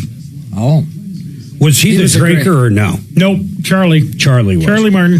What was the name He'd of be his? drunk in the mornings, right? Oh, my God. He got a DUI at 9 a.m. leaving the station. Oh, my God. Who, Hal Moore did? No, Hal didn't. If Hal ever drank, I don't know. Charlie was a mess. A mess. God damn. Now, did they work together? Yep, Hal and Charlie, legendary radio duo. Is Hal still around? I believe so. Yeah, I think so. He owned like a classic hits station for a while. Oh, he did? That ended up, for the love of Pete, it's now the frequency that you listen to movies at the 88 drive-in at. Oh. Darn it. They were on the air for a long time. Oh. Like 15 years. Hal and Charlie? 20, somehow, 20 years at least. One of my favorite places to find a clip of theirs is at the very beginning of The Shining. Really? Jack What Nicholson. is it? Well, they're playing Hal and Charlie in the car on the way up to the Overlook Hotel. Oh, no shit. Yep. That's very interesting. We love you, Denver. If I had a wagon, I would ride to Colorado. I wonder if they get a little commission off or a royalty off of that. I don't know.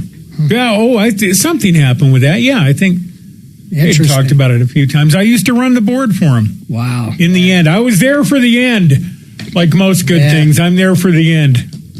You could write a book, Shan, man. It'd be a pop-up.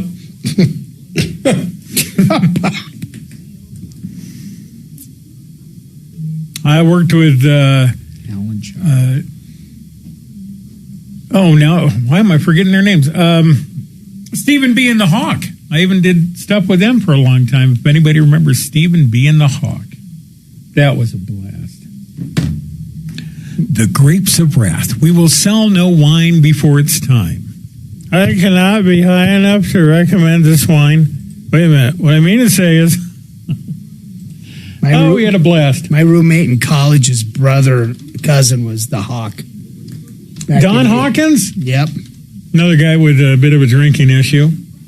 I never met him. At his funeral, I love telling this one. At his funeral, some other DJ showed up with a little, a note saying, so sorry about it, and a resume tape. So there's an opening? Oh, my God, dude. There's an... Dude.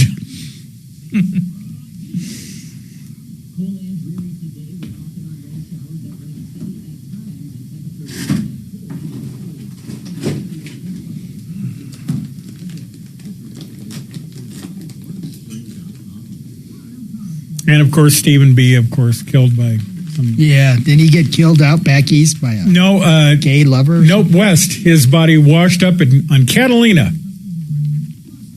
Here we go. Wow. All right, 303-713-8255. We got a couple lines open. You've been ripped off or taken advantage of. Have any questions, of course, for our esteemed guest. Mm-hmm. And he can basically answer any questions. Dan McKenzie, when it comes to... I do want to get into asset protection at some point, Dan, but I've got a lot of questions I have for you when it comes to wills and trust and probate and everything else. But we'll get there. Let me go to Thomas real quick. Thomas, what do you need, sir? Hi, Mark.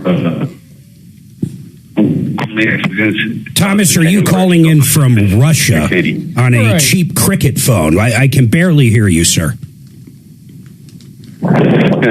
No, I'm calling in from inside one of the prisons. Conference call right now. Oh, you're in prison. I'm expanding my audience by the minute. How can I help you, Thomas?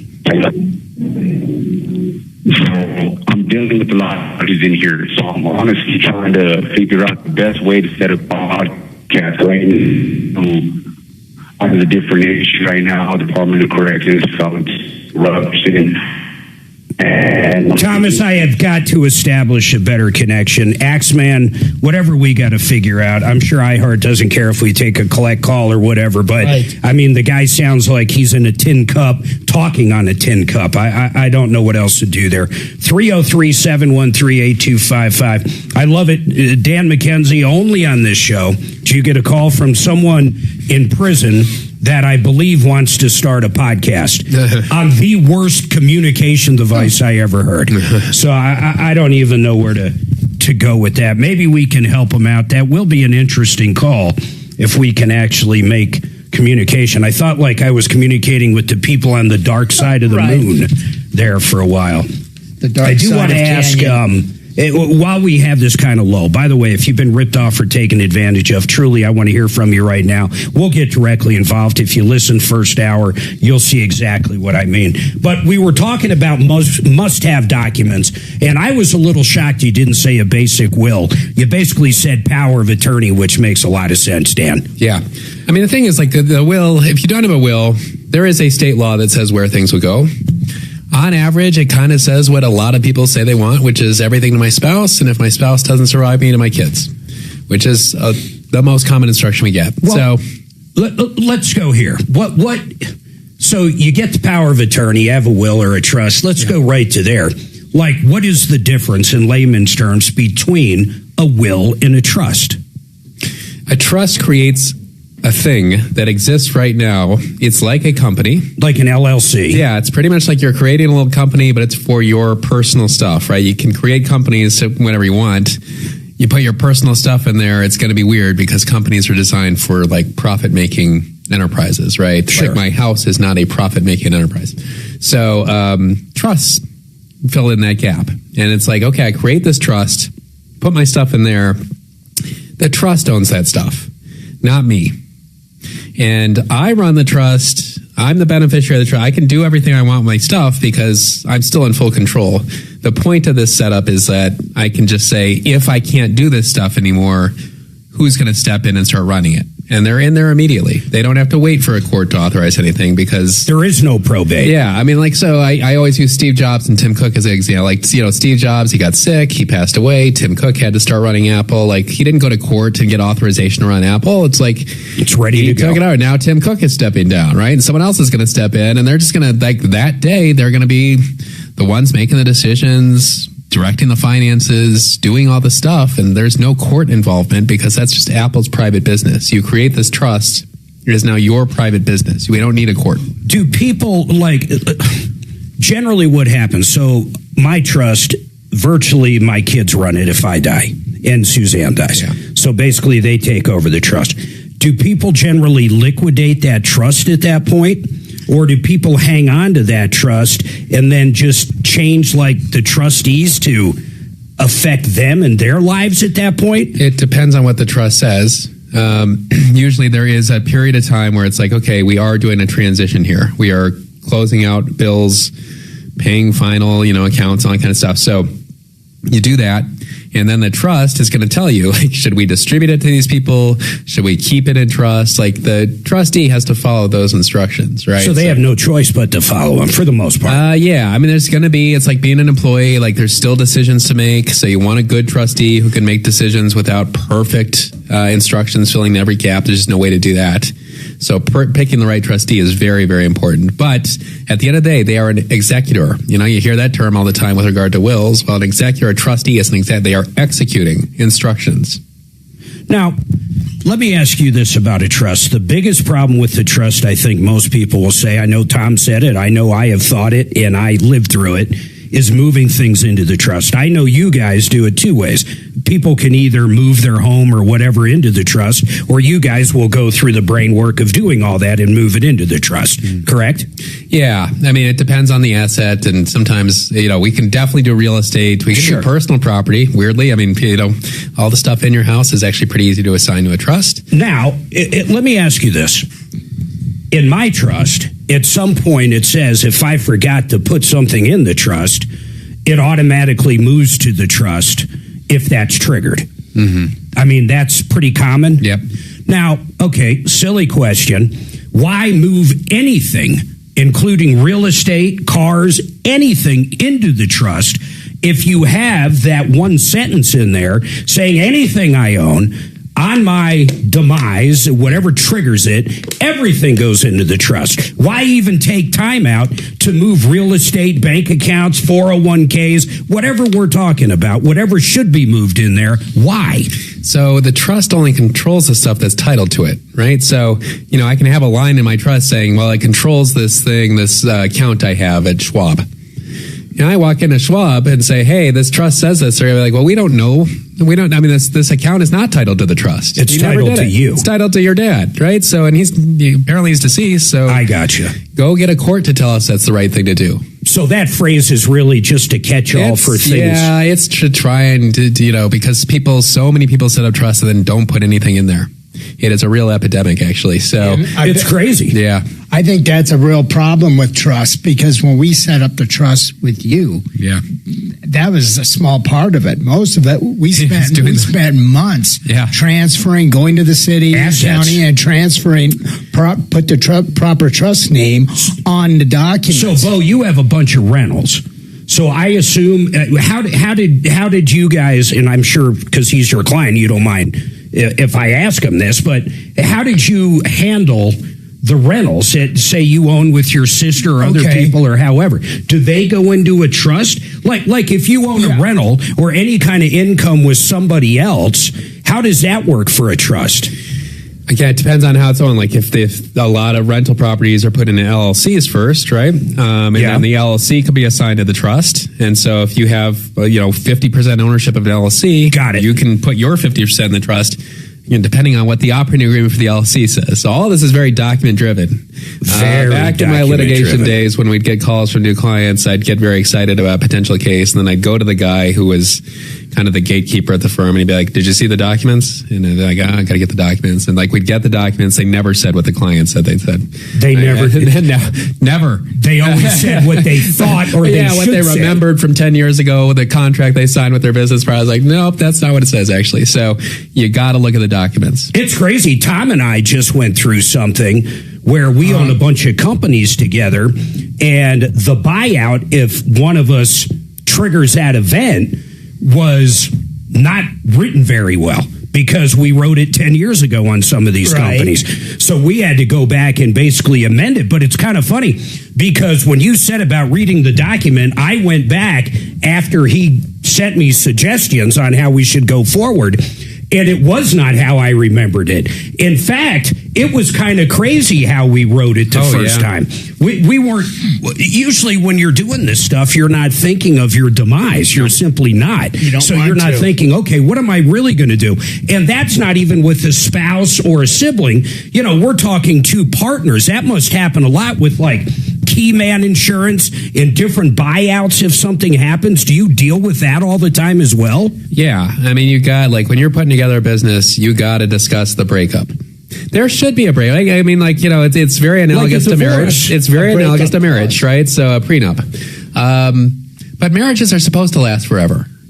Like a business, you're probably going to want to not do it at some point. No, of course not. You're either going to retire or go a different direction. Yeah, and the possibility that you and Tom are both going to agree at the exact same time, I don't want to do this anymore, is 0%. It's zero. One of you is going to want to get out before the other. Yeah, and then you got to decide, do you want to deal with the other person's kids or their spouse or whoever their heirs are? I mean, it gets really crazy. Okay, hold on. Any questions? Small business people. Talk about asset protection. Think about that. Your company, your partners, key man insurance, if you have it. Any questions you have? 303-713-8255. If I go over to Thomas again in prison, can I actually hear him, Max Man? Is this something that's going to work? Sounded fine for me. All right, we're going to come back to that. I guess he needs help starting a podcast from the can. I don't know. We'll figure it out right after this. The technical details. That's a good lead in, a podcast from the can. That's a good one. I mean, that'd be a great podcast. I'd listen to that. Podcast from the Canyon City Can. Brought to you by... Yeah, who's the sponsors? What do they call it where you get your concessions and stuff in the prison? Oh. the little store. The prison commissary. The commissary is brought to you by the commissary. 2 for 1 on Milky Way. Brought to you by Kool-Aid. Yeah. 2 for 1 Milky Way bars on Thursday.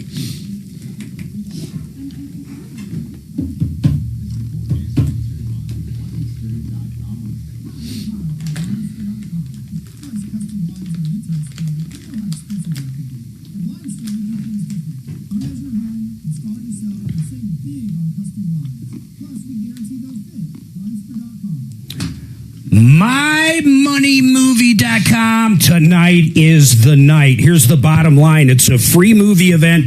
Highlands Ranch, 24 tonight at 6:45. I'm going to be there. We're going to be talking about Social Security, annuities, pensions, IRAs. We're going to be talking about retirement, guaranteed income, long-term care, you name it, we're going to be talking about it. MyMoneyMovie.com. Go watch the trailer. But if you're a baby boomer, get signed up now. Limited seating, MyMoneyMovie.com.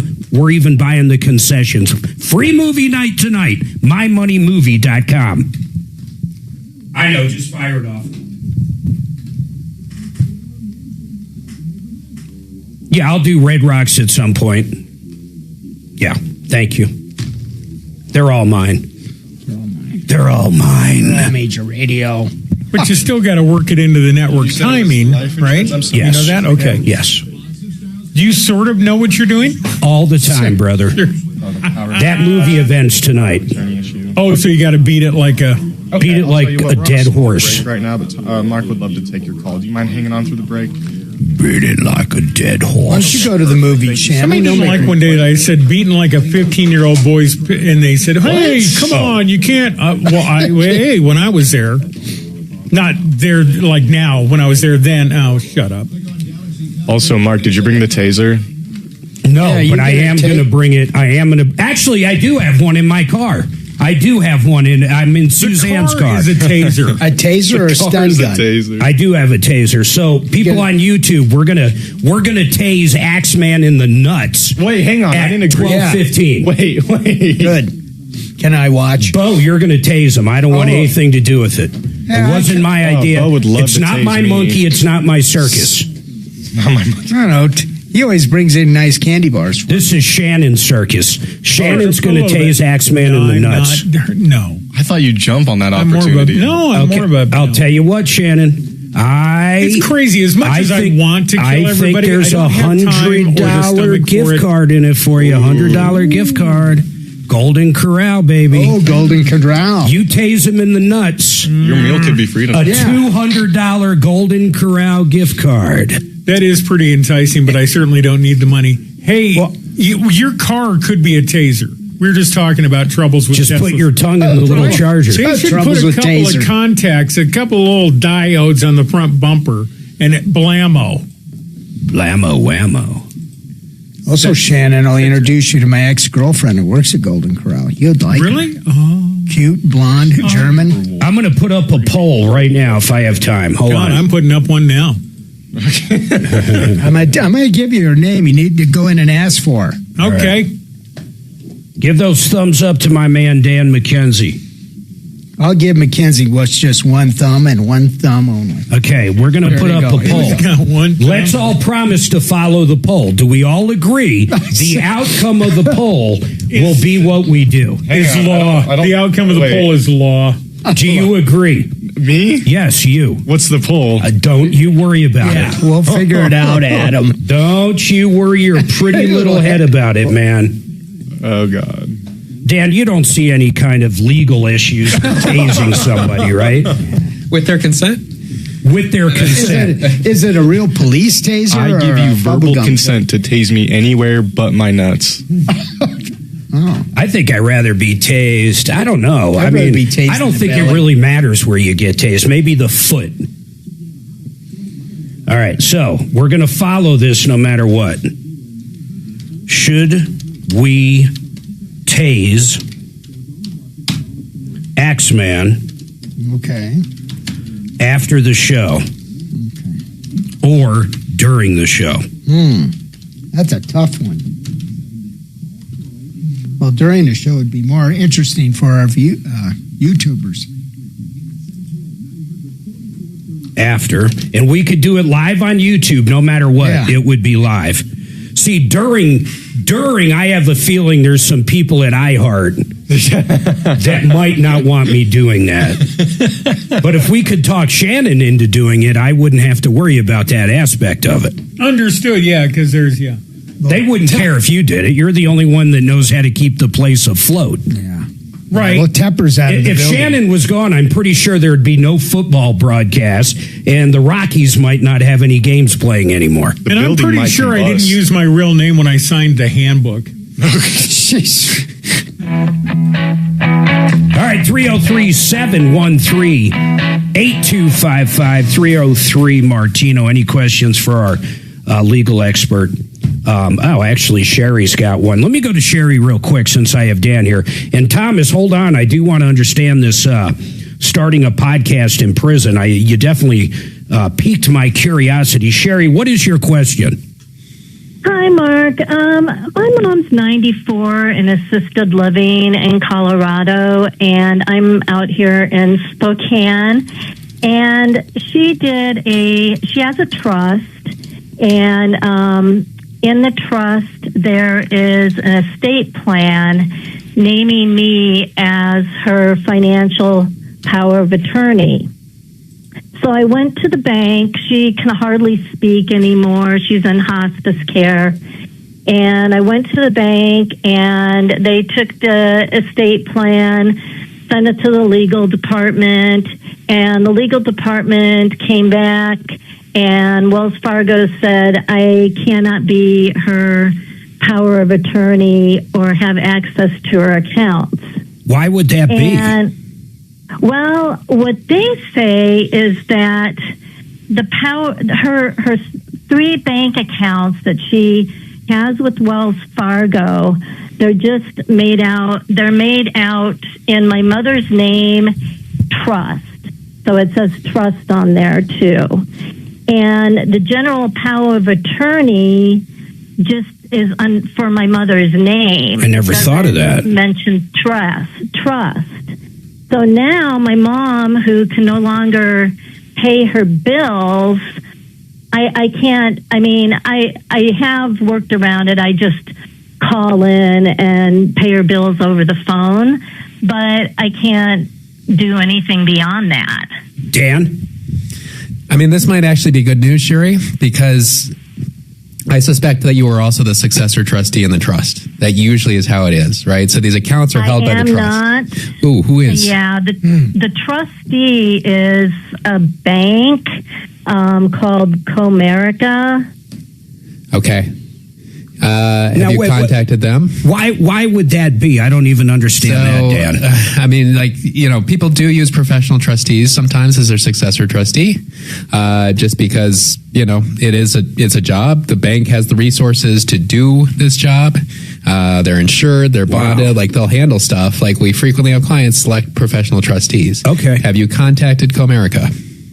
That's a whole nother issue. Yeah. First time I called, they said my mother was no longer a client or was not a client. They couldn't find her in their system.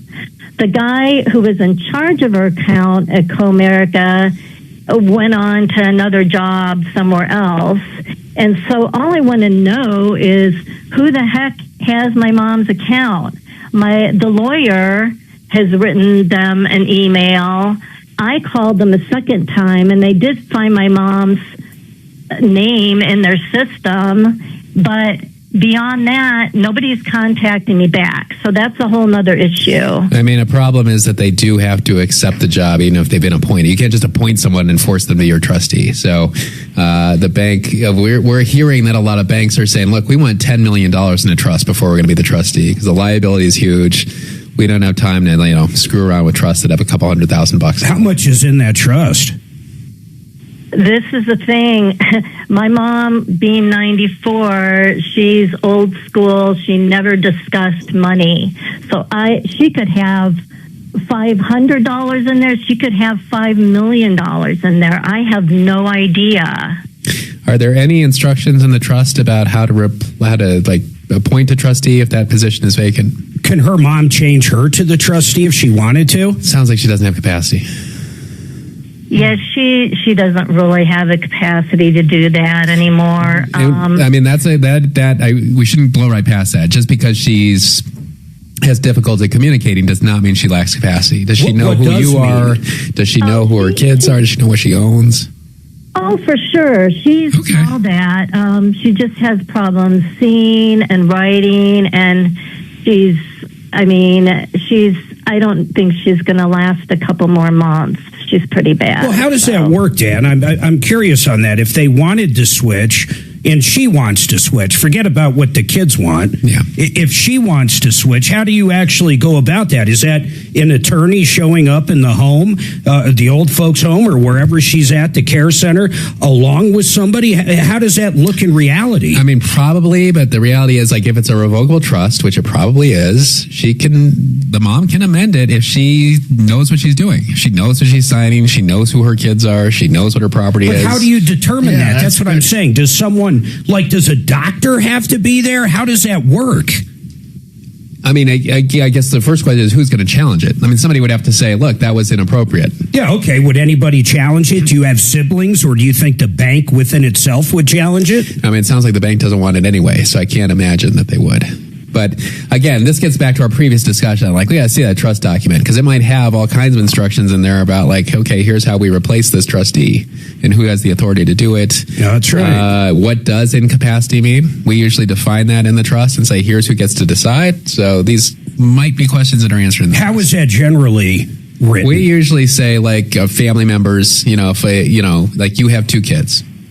You might say in your trust, if my 2 kids and my doctor believe that I am unable to handle my finances, that's it. The next trustee steps in. But if only one of them does, then it wouldn't trigger the event. Correct. So, Interesting. and I like in the situation where I have an even number of kids, I like to do a majority. So I say, look, if both my kids agree, they don't need to get the doctor's note. If they disagree, which happens, sometimes the kids disagree about whether, dad needs help or not. Can you imagine sitting around taking a vote like, should we pull the plug on dad? That's a different document. I understand. It's just kind of weird to think about it in those terms. Oh, and that conversation happens every day. Sherry, do you know how to change the trustee? Is that something that would make your life easier? Have you had that conversation with your mother? My mom doesn't, at this point, she's like, I thought I had all my ducks in a row. Everything was taken care of. I don't want to change anything else just because, she just doesn't want to deal with it. So nothing's going to change. You found a workaround. I guess the bottom line is she found a workaround to pay the bills. But if mom is going to pass away in the next couple of months, it's going to be a problem, because that's not going to work anymore. It's simply not going to work. Yeah, Wells Fargo's going to probably, if they find out that she's deceased, they're going to lock It's going to be a problem. Sherry needs to get her name on as a trustee immediately. Well, I mean, but if her mother doesn't want to go that route, there's nothing she's going to be able to do. She needs to have a little stronger. What a quandary. I mean, it's kind of crazy. Yeah. I mean, I think if I tell my mom I called you and tell her what you said, she might go for it. She might want to deal with it. It's going to be, I mean, bottom line, Sherry, is it's got to be a real conversation you have with her. And then if she's up for it, I'd call Dan. I mean, simple as that. And this is stuff you do every day as far as the documents, the switching, right? Yeah. I mean, that's what he does. coplans.co or 833 CO Plans. You can call them, and that's for anybody out there. 833 CO Plans. Ed's got a question on a will. Ed, I promise I'll come to you after this break. And Thomas, I'm going to try you one more time after the break to hear about this podcast, but we do have one line open, soon to be 2. Any questions you have for Dan, or if you've been ripped off or taken advantage of, 303 Martino. That's 303 Martino. Any questions you have, Deputy Bo standing by, ready to get involved.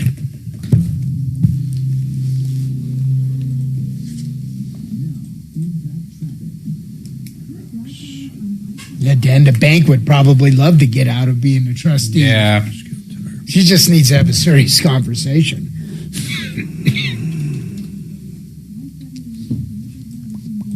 Discount Tire Company.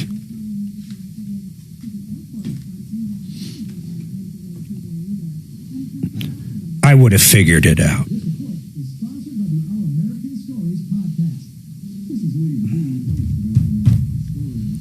Sometimes. I call phony baloney.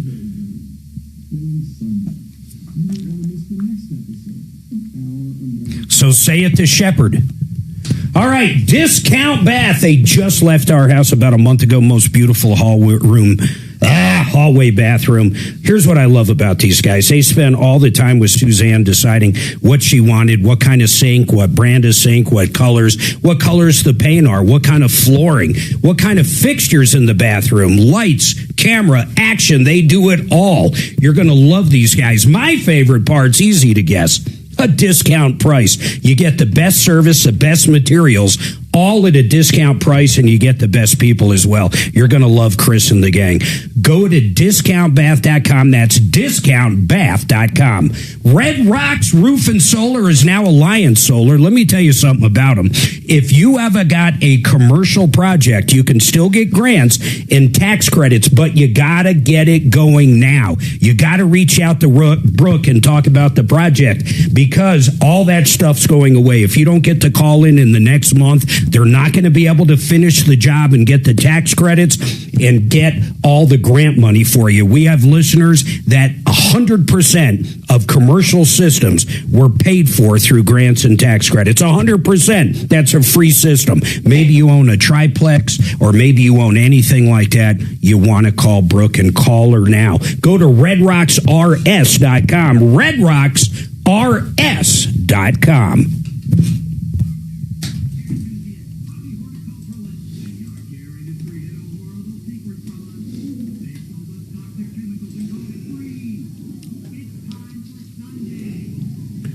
Sunday, Sunday, Sunday.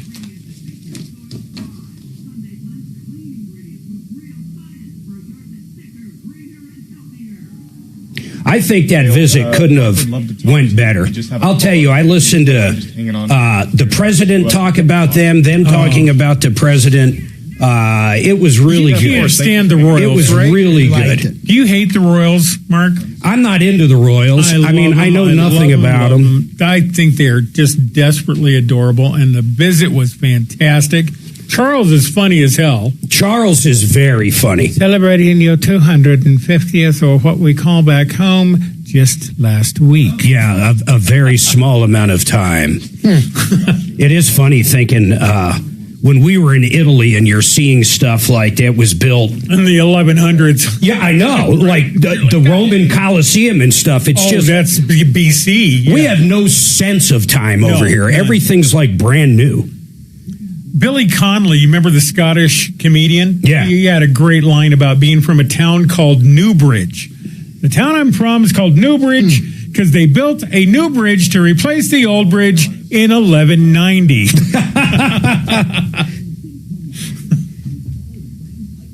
We're going to hit Oktoberfest in Germany. We're going to go to Switzerland first. Wow. Then Oktoberfest for a week. Then we're going to do a week in not Scotland, the other one, the good one, Ireland. The good one, the good country.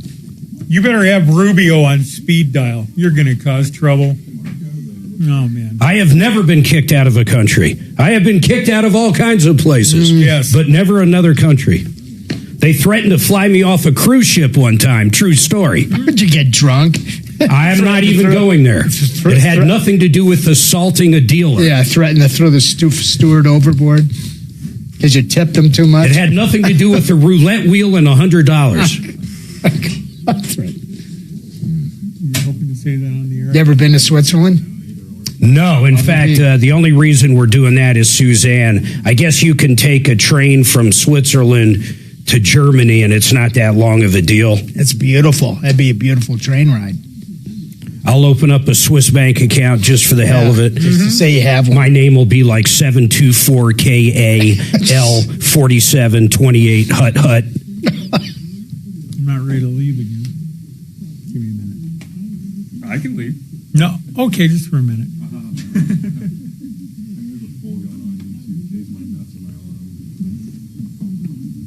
Issue with Will. Question on a Will. We're getting some calls for you, Dan McKenzie.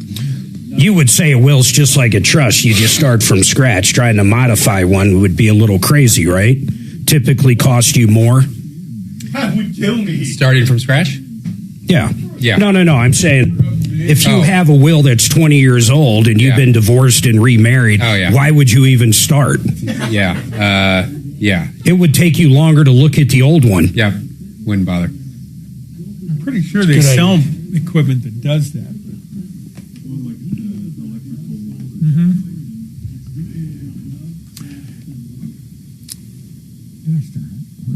Where's my remote? All right, 303-713-8255. We have one line open. I'm going to go to Thomas real quick, then we have a couple issues with wills for our esteemed attorney, Dan McKenzie. COplans.co is his website, by the way. 833-CO-Plans. What I love about Dan, real quick, a lot of things, but a lot of us use him right here on this show and in this building. But I want to say this. You sit down, you talk to him, he's going to come up with one price for what you need. They're not going to nickel and dime you. It won't record on a merge call. Everything's pretty much straight out. Now, Thomas, what's going on with you? Quickly, you want to start a podcast? Yes, sir. Yes, sir, Mark. So I'm going through a situation here in the Department of Corrections. So there's multiple. So I have a situation where they implanted a chip in my elbow that monitors my brain waves, and the department has done everything they can to try to prevent me from reaching out to attorneys, compromised attorneys, civil rights attorneys, and even have tried to prevent me from reaching out to my family multiple times. So you can't reach out to your family. You can't reach out. Hold on, Thomas. I really want to understand this because I want to help you. So you can't reach out to your family. It's hard to reach out to an attorney, but you can call me on the air with no problem. This is because recently I've been contacting DAs and commissioners. I've been having my family. I've been doing emails to my family. Having other people send letters. So how can we help you? Do you want us to try to get in touch with someone in your family for you, or how can we help you today? No. The reason I'm letting you know the circumstances because I want to create a podcast. Okay. To basically. How would you create a podcast while you're incarcerated? Do they allow you like a recording device where you could send it out? I don't know what that looks like. Well, what I want to do is have my family set it up out there. How would they? I guess I don't understand what you mean. If you gave me content, I could stream that content all over the country. But how are you going to get the content? The content? What do you mean by content? Like you talking for an hour, the actual podcast, the content like we are doing right now. Oh, okay. All right. So, I mean, obviously they have new phones. So, honestly, I could just call my people and I could do that easily. What I'm trying not to do is I'm trying to set up the podcast though. So, members could actually be out there. Well, the podcast. You could do, I'll tell you what I think would be fascinating, and it's free. And I would actually tell people to tune into it. You could do a YouTube live if they allow you to do that from the can there. I would love for you to walk around talking to different people. I might even give you a half hour a day if it's interesting, and I bet it would damn well be interesting. Oh yeah, I promise you that it definitely would. But I mean, the main reason I want to create a podcast is basically because some of the conditions have been. Then you could walk around showing the conditions. I'm telling you how to do it for free. You're saying you're allowed to have a phone. I assume you're allowed to stream. Then I don't know the rules. All right, so stuff with the tablet. So basically, staff the control the tablet, and so that's basically how they've been. Are you like in the hole right now? Use the phone and all that stuff. Why is it like? Why is the echo there? Are you in the hole? I'm calling on a conference call. So I don't know what that means, a conference call. Hold on. I got the top coming up. Shannon, I don't know where I should go with that. I am not kidding. Wouldn't you find it fascinating, Shannon? You have done a million different shows. Some guy in prison, YouTube Live, talking to other people, showing the conditions, showing what they're having for lunch, showing them what are those things, the shanks, whatever you stick people with. I would find it fascinating as hell. I mean, I would be happy to help this guy out. I don't know what to do for him, though. So if we can figure out where he wants to go, I'm game. I'm game. Dan McKenzie, are you in with this venture with me? I'd like to invest in it. Yeah. So we're all there. Bo's there. I'm there. Shannon's there. We could sell Axeman's there. Martino will be there. My God. We'll sell commercials. We'll figure it out. And we'll do it better than anybody. We'll have to talk to the warden first, though. All right, listen, Gail and Ed, I promise you two are up right after the break to talk to Dan McKenzie. A lot more coming up.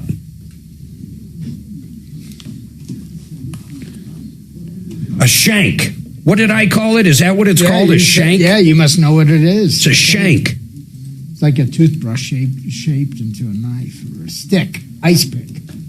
Shank. Okay, they want Axeman stunned in the arm, not the nuts. See, to me, that's not good radio, though. That's not good radio. That's not good radio. Hike him up here on the table. You ever seen on the cops and stuff when they occasionally the people will be so drugged up, not drunk but drugged, it doesn't affect them. It doesn't affect them. They don't know and it's like 60,000 volts. It's amazing. They'll keep fighting. They'll keep running like nothing happened. And then can't the taser fire more than one tase? Oh yeah, some of them are individual ones. Other ones, they stick in with those wires, they're like and they can hit the trigger again. They're fish hooks. Yeah. Let's send Axeman undercover into the prison. Yes. Yeah. So, first of all, he's got to break a law to get into prison. We can make that happen pretty easily. We can help him with that. He can beat up a handicapped man and get him into a class 4 felony. That'll work. Thomas. Ask him. Come on, people. Let's get some thumbs up here. Adam punched my nose. I'm calling the police. Give a thumbs up to the prison guy who wants to do a podcast. He doesn't even have his headphones on, so I can't ask what we're doing with him. Okay.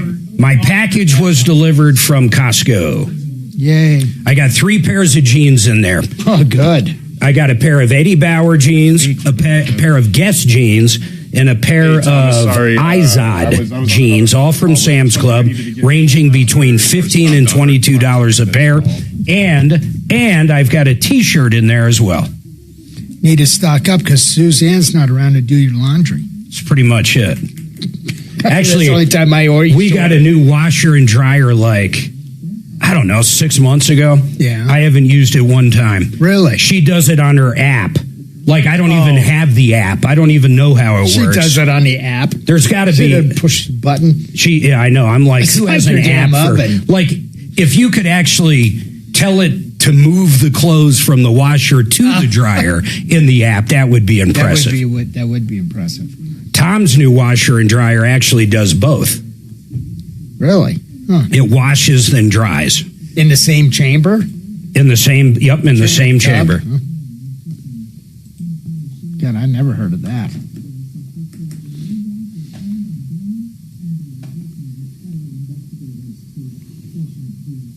Is Tom hanging out with his kid today? No, he's not feeling good. Oh. I saw his son briefly yesterday.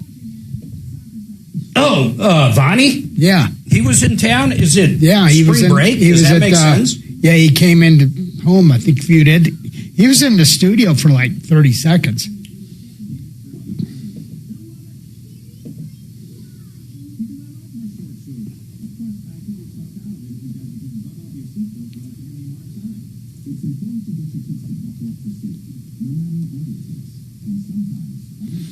Yeah, I could possibly come in tomorrow too, Mark, if Dee's not going to be around.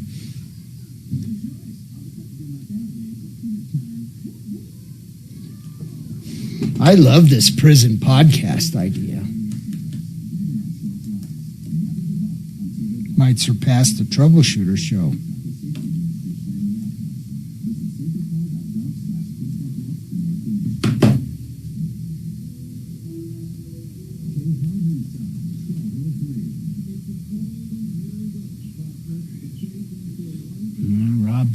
Dawson, you're cold and dreary.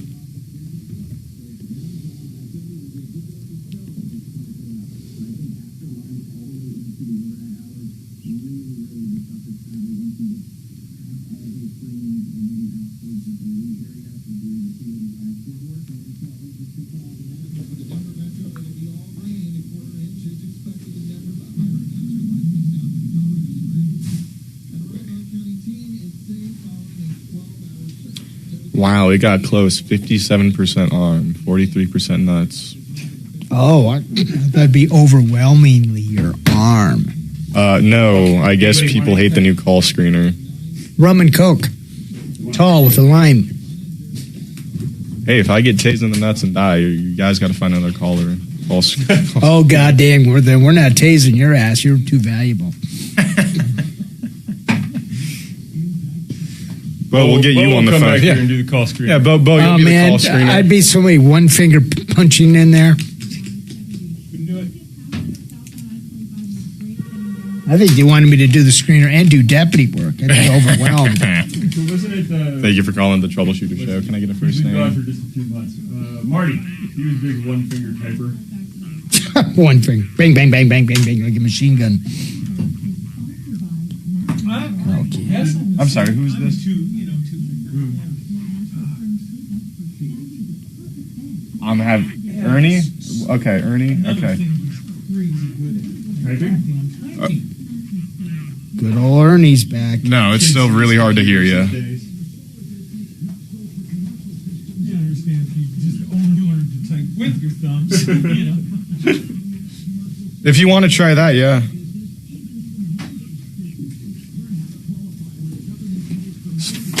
I feel bad for the prisoner. Hi, Adam. It's Ernie. I got another question that I come in and at least ask once a week to Tom in the game. Now you see why Kelly was crazy. No, I think she was crazy for different reasons. This won't drive me crazy. She is crazy for lots of different reasons. She showed up crazy. Ernie sounds a lot like Victor Marx, doesn't he? Who? Ernie. He calls here like once a week. Calls here once a day. Oh, once a day, and you just hang up on him?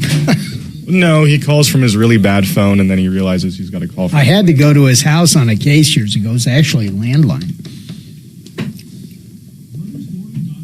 He was a custodian out of Buckley Air Base. He has a clearance.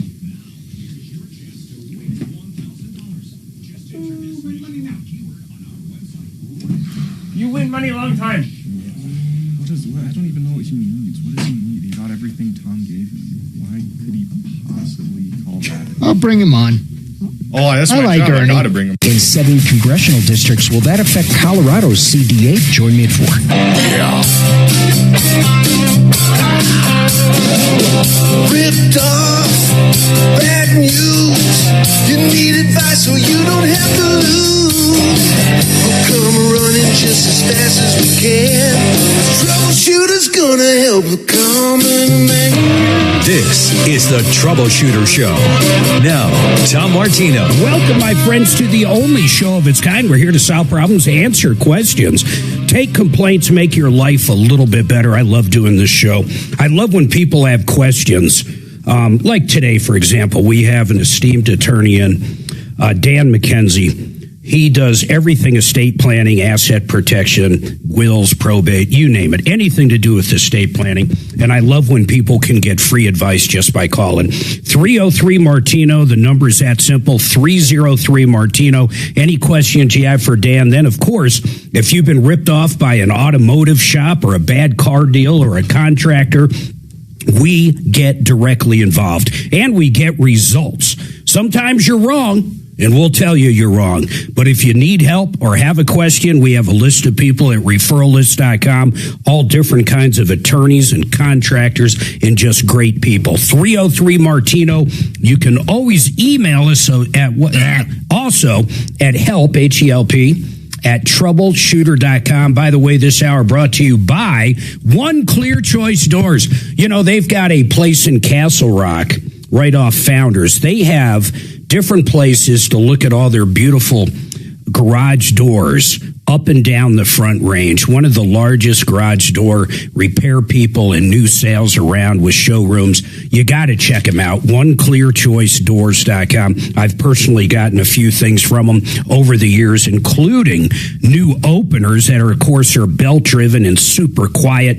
You never even know when someone comes in at night. You're going to love them. OneClearChoiceDoors.com. Now, Dan McKenzie, as I said, joins me. We've got a couple questions for him, so I'm going to jump right to those.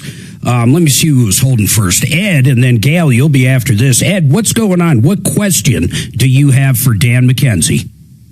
Hi, Mark. I'm a single guy. I have no family. I want to know my best option for someone to serve as executor of my will. Would that be an attorney or a fiduciary outfit, or where do you want everything going in your will? Okay, I have 2 properties. I already have them on beneficiary deeds to go to a charity. Wow. Okay. Yeah. So you're talking about what other? I guess what I'm saying is, what are you going to leave to people other than the charity? Then Dan, I'll let you jump in here. But I mean, if he has no one to leave, for example, his television to, or whatever it happens to be, I'm going to liquidate all of that. Got it. So what I need basically is somebody to pay my bills and so forth, and look over the mail for 2 or 3 months, probably. That's about it. Hey, Ed, go ahead, Dan, ask him, but I've just got questions for him in general. But ask him whatever questions you have or suggestions. I think your first question is right, which is, got to think through, like, what is this will going to control? And it sounds like you've done some steps to make sure that that's minimized, which is great. So then what tasks? Like, if it's bill paying, it can be any adult. It can be any adult. It does not need to be a family member. Most wills and the state statutes do say that this person is entitled to compensation. So a lot of friends and family members do it for free. But, if you get somebody to do it, there are professionals that will do it. I mean, for bill paying or whatever else, that might be overkill. But at the end of the day, you're just leaving it to charities anyway. You might ask them, actually, depending on the size of the charity. They actually, some of those charities have pretty real legal departments with a lot of experience on how to do this. Hey, Ed, I wanted to ask you that. What charities are you leaving the property to? I'm just curious. St. Jude's Children's Hospital. Well, you can't. Yeah, that's a great charity. It is good. And I think what Dan just said. I have 2 properties. They're both on the beneficiary deeds. If something happens to me today, they them. Go to St. Jude's. Exactly. Now, the rest of it is what I'm worried about. See, let me tell you that I do have a will, in fact, right now, but what I'm worried about is they can charge me anything they want. I have no control over that matter because I won't be around. What does he mean by that, Dan? What do you take from what he just said? I mean, yes, is he talking about a trustee? If I put a law firm as my executor, they can charge me anything they want. As far as I know. I mean, right? I'll tell you. I won't be around. Yeah, I mean, it's going to be up to the charities. So St. Jude's is a huge charity. I mean, I know they've got a lot of resources. No, I'm talking about not the property. Yeah, I know, but listen to what he's saying, Ed. Listen to what he's saying. I mean, if you're leaving the rest of your estate, I don't know if the rest of the estate is also going to these charities. Like, they're the ones, eventually, whoever is doing this is going to have to tell the beneficiaries of the estate, here's what I charged. And if it's crazy, that's that. But why wouldn't St. Jude do that for him if he's leaving them these properties? Yeah. Why wouldn't they be over this? I mean, I don't know if they have the ability to actually pay bills and do stuff like that in Colorado. Either. But they might have. Yeah, they do. I'd have to make them the executor in my will. Okay. Well, why wouldn't that be a good option? Do that. Why wouldn't that be an option, Ed? Who else would you leave it to? Leave what to? There won't be nothing left when I'm done. I'm going to clear out the house.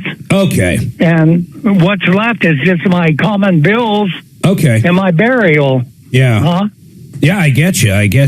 God, I don't know whether to feel sad or not. Do you were you ever married or ever have any kids at all? Never married, never had kids. Do you regret that? Yes and no. I mean, it's got its ups and downs. Yeah. Yes, I'm 72 years old, Mark. Yeah, that's interesting. You're Tom's age, exactly. You see, and I just really don't have anybody that I can totally rely on. I mean, some of my friends says, yeah, I'll do it, but I know better. They're not good with bills and figures and all that, you know. So I got to have somebody reliable. I mean, you're not going to care. Yeah. I mean, it really is up to whoever you're leaving the estate to again, police that. And if it's really not that much, you know, there's not a lot at stake here. I mean, it sounds like the main asset is these properties, and you've already directed them to. You should talk to St. Jude's on that and see if they do that for you. Honest to God, Ed. Yeah. I think that'd be a much better thing than take the properties, but the properties cannot have items in them. Yeah. Okay. How much are the properties worth? How much are they worth? They're worth $1 million. You should, well, I'm not telling you what to do, but you should think about cashing in some of that equity and going on one of those year-long cruises. Singles cruise, maybe. Exactly. That's what I plan on doing, Mark. That's cool, man. That's what I'd do. I'd go out there, go on one of those cruises, have a little fun, do something cool, man. Honest to God, Ed, you should. You can't take it with you, as far as I know. That would put Dan out of a job. Yeah. Is it common to put a cap on what an executor can charge or not? No. I mean, we usually just say they're entitled to reasonable fees. The thing is, you just don't know, even if it's just bills. I mean, sometimes that's the hardest part. If you pass away in some way that's generating like a lot of medical bills, like that could be a real pain. So even though your estate seems modest and taken care of here, and modest, I mean, after you've taken out the real estate, it's probably not modest if you got 2 pieces of property. Yeah. You know, it can still be time consuming, actually. So I would not cap that. You want somebody to do that. Yeah, Ed, I'd reach out to St. Jude's and see if they have someone you can talk to there. I mean, my goodness, you're leaving $1 million basically. You would think they might get involved there. But I'm going to say this again. You can't take it with you. Think about grabbing some of that equity, however you want to get it. I don't know if you're going to live there forever, but a reverse mortgage or even just a loan on it or whatever. Grab some of that equity out of there and have a hell of a time, man. I think you should do that. That's just my opinion. Gail's got a question on a will, too. I'm going to take this quick break. Then Gary needs help with his grandson. I'm not sure where that's going, but we're going to find out. We're going to have a line open in just a second. Ed, thank you again for that call, and I wish you the best. 303 Martino.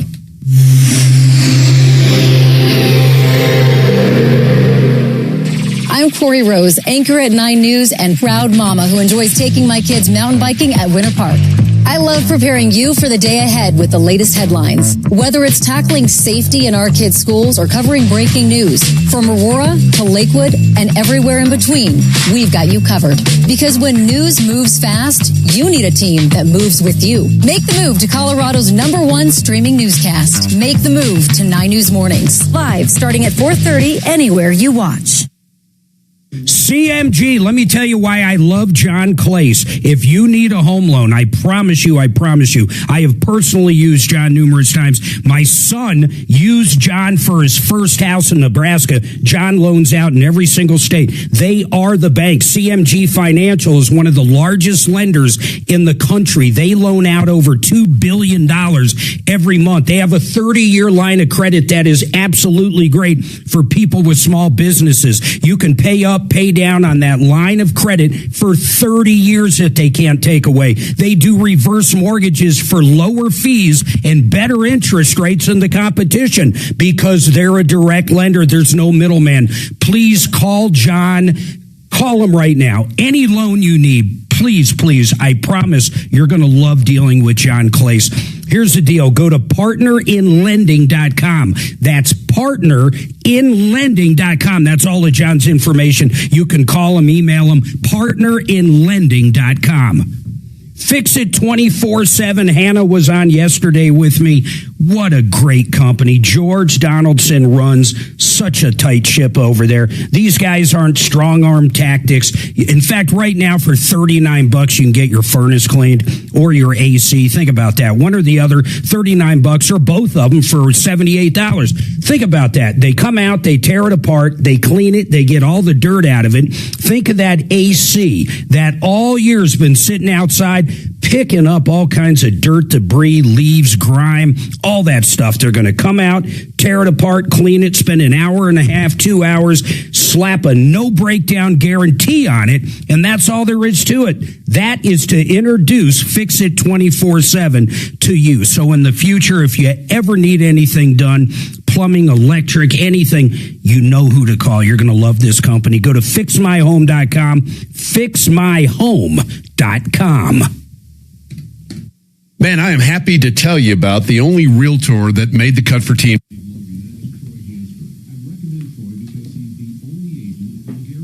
Did you watch The Boys? Did I finish? Yes, I finished it. Yes. Okay. Oh, he's trying to call me. Did you get it? We didn't get to it. Oh, bummer, man. I thought it was. I've seen it's the ones where the other two guys. Denver braces for its largest rainfall in Finally, 7 they're paying it months. off. Yes. That's what it says. I mean, that could be like a quarter inch. I know it. Right.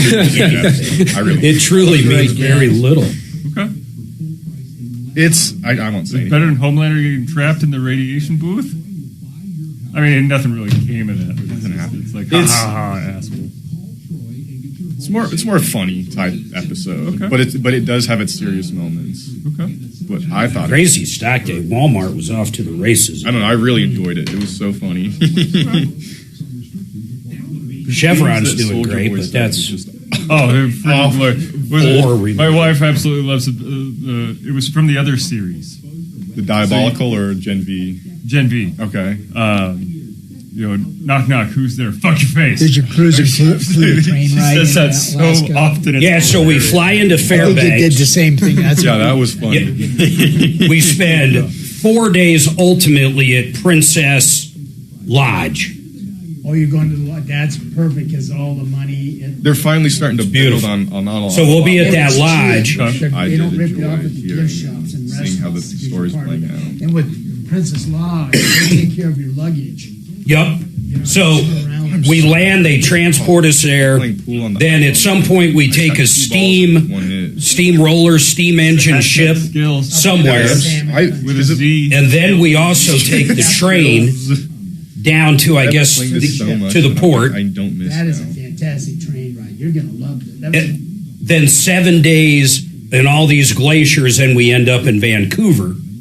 And then we're one night in Vancouver, then we fly home. One thing I didn't do, I didn't realize on the glaciers, you can book a private ship. Right up to the glaciers. What's the other Soldier Boy quote that my wife likes? Yeah, we're going to do those tours. Nothing. Not a fucking pussy. or something like that. It's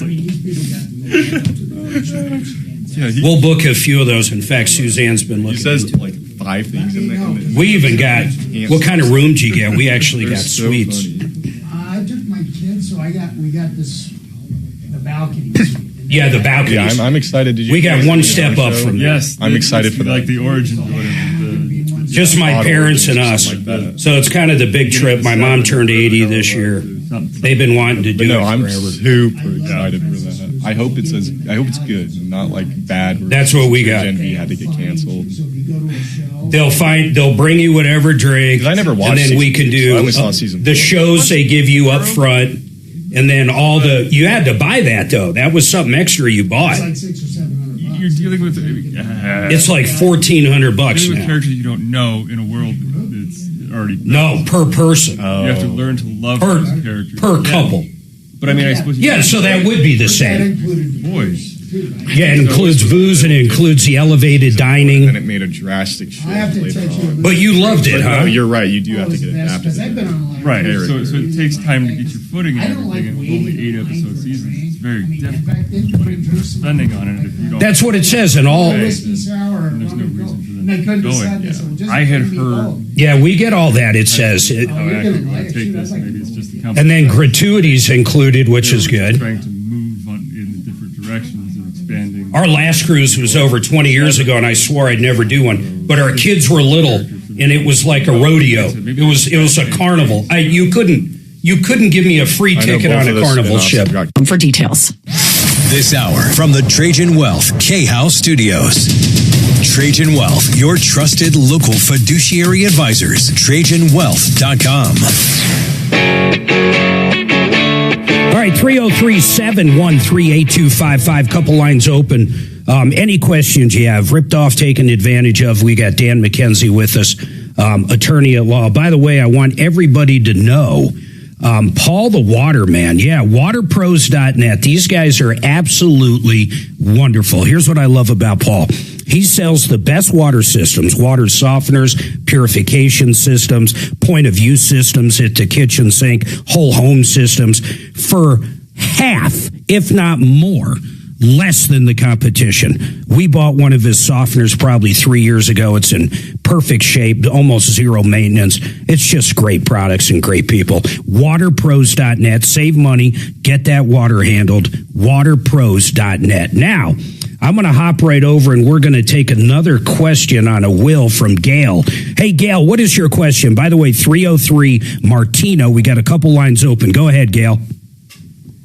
Hi, thanks so much for taking my question today. My father-in-law lived in California. We live in Colorado. He didn't have any assets, so to speak. He rented the same apartment for 40 years, all of that. And so when he passed in September, my sister-in-law was filling out all of the beneficiary paperwork for 2 retirement accounts he had from Home Depot, and one for her and one for my husband. And she sent us the statement that's over a year old and said, this is your account. You need to fill out this paperwork. So we filled out the paperwork, went to the bank. The bank requires a medallion stamp signature, which needs a statement that's within 3 months. So we called the company.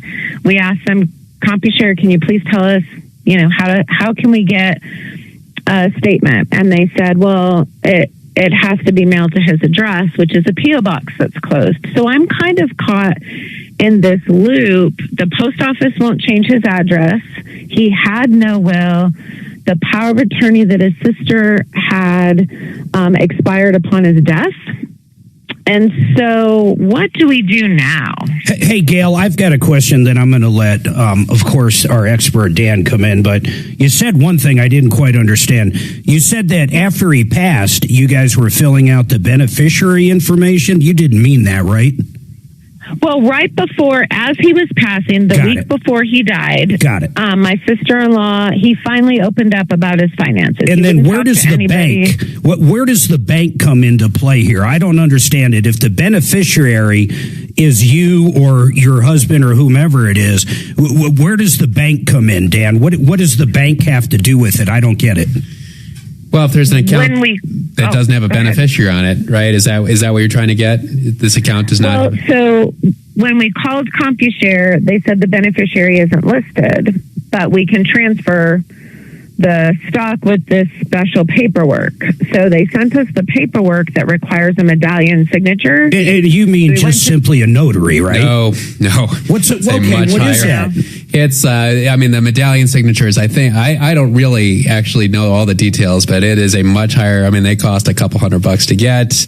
Most banks won't give them to you because they are really vouching for it. But it's similar to a notary? They are confirming that the person signed it, but they're also, they're taking on much more liability. It's not just saying I saw them sign, that it's like you can't just walk in any bank and get a medallion Why signature. couldn't she simply use a small estate affidavit?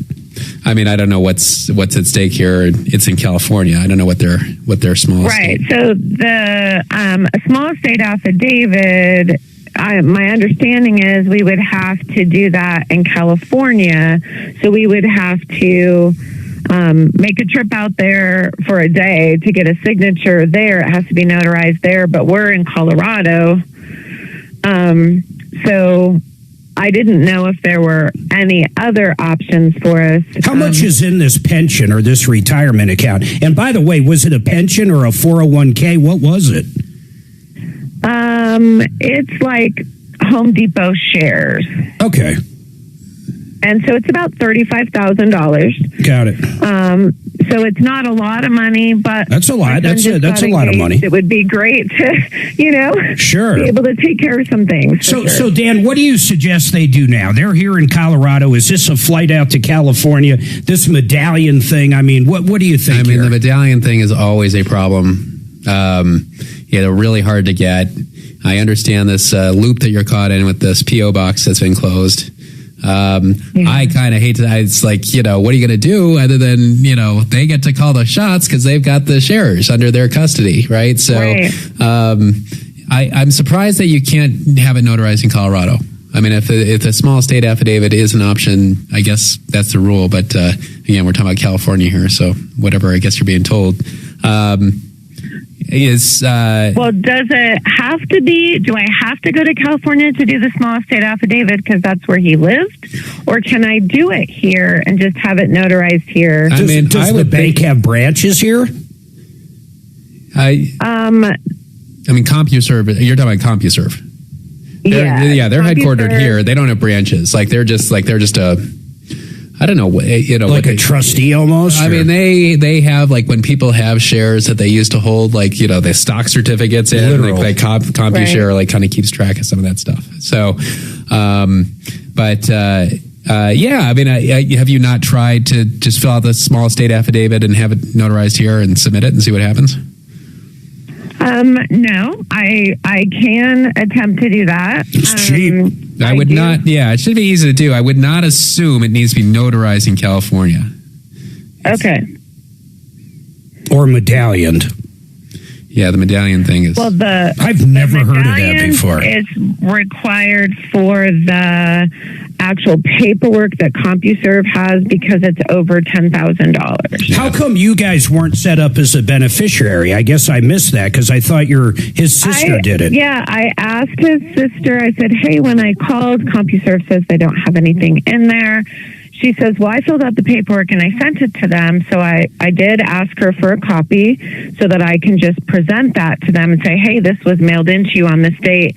She goes, "Well, I don't know where it is now. That was 6 months ago." So, Dan, you know how it is. If she tries to get it, she gets a small state affidavit from here and then has it notarized, sends it off, and hopefully they take it and that's it. It's done. It's over. But if it's not, what does that next step look like? Is that hiring an attorney? Probably opening a probate in California, which is the worst state. The worst state. It's they are always held up as the gold standard for problematic probates. Whatever you can do to avoid that. And CompuShare is a pain. They just have no customer service desire at all. They're just not.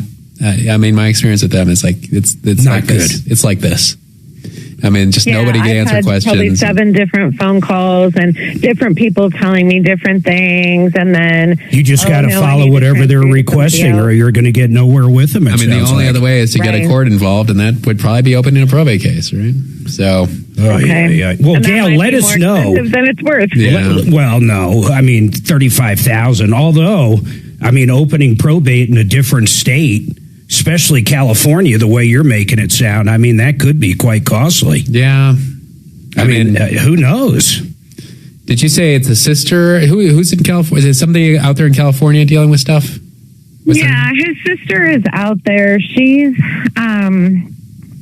not the easiest person, and she doesn't understand a lot of things. And so as I'm walking through, I'm trying to balance, the nice line of, I'm not an uneducated person. I understand, different things. I've asked her, you had the power of attorney. What happened to the PO box?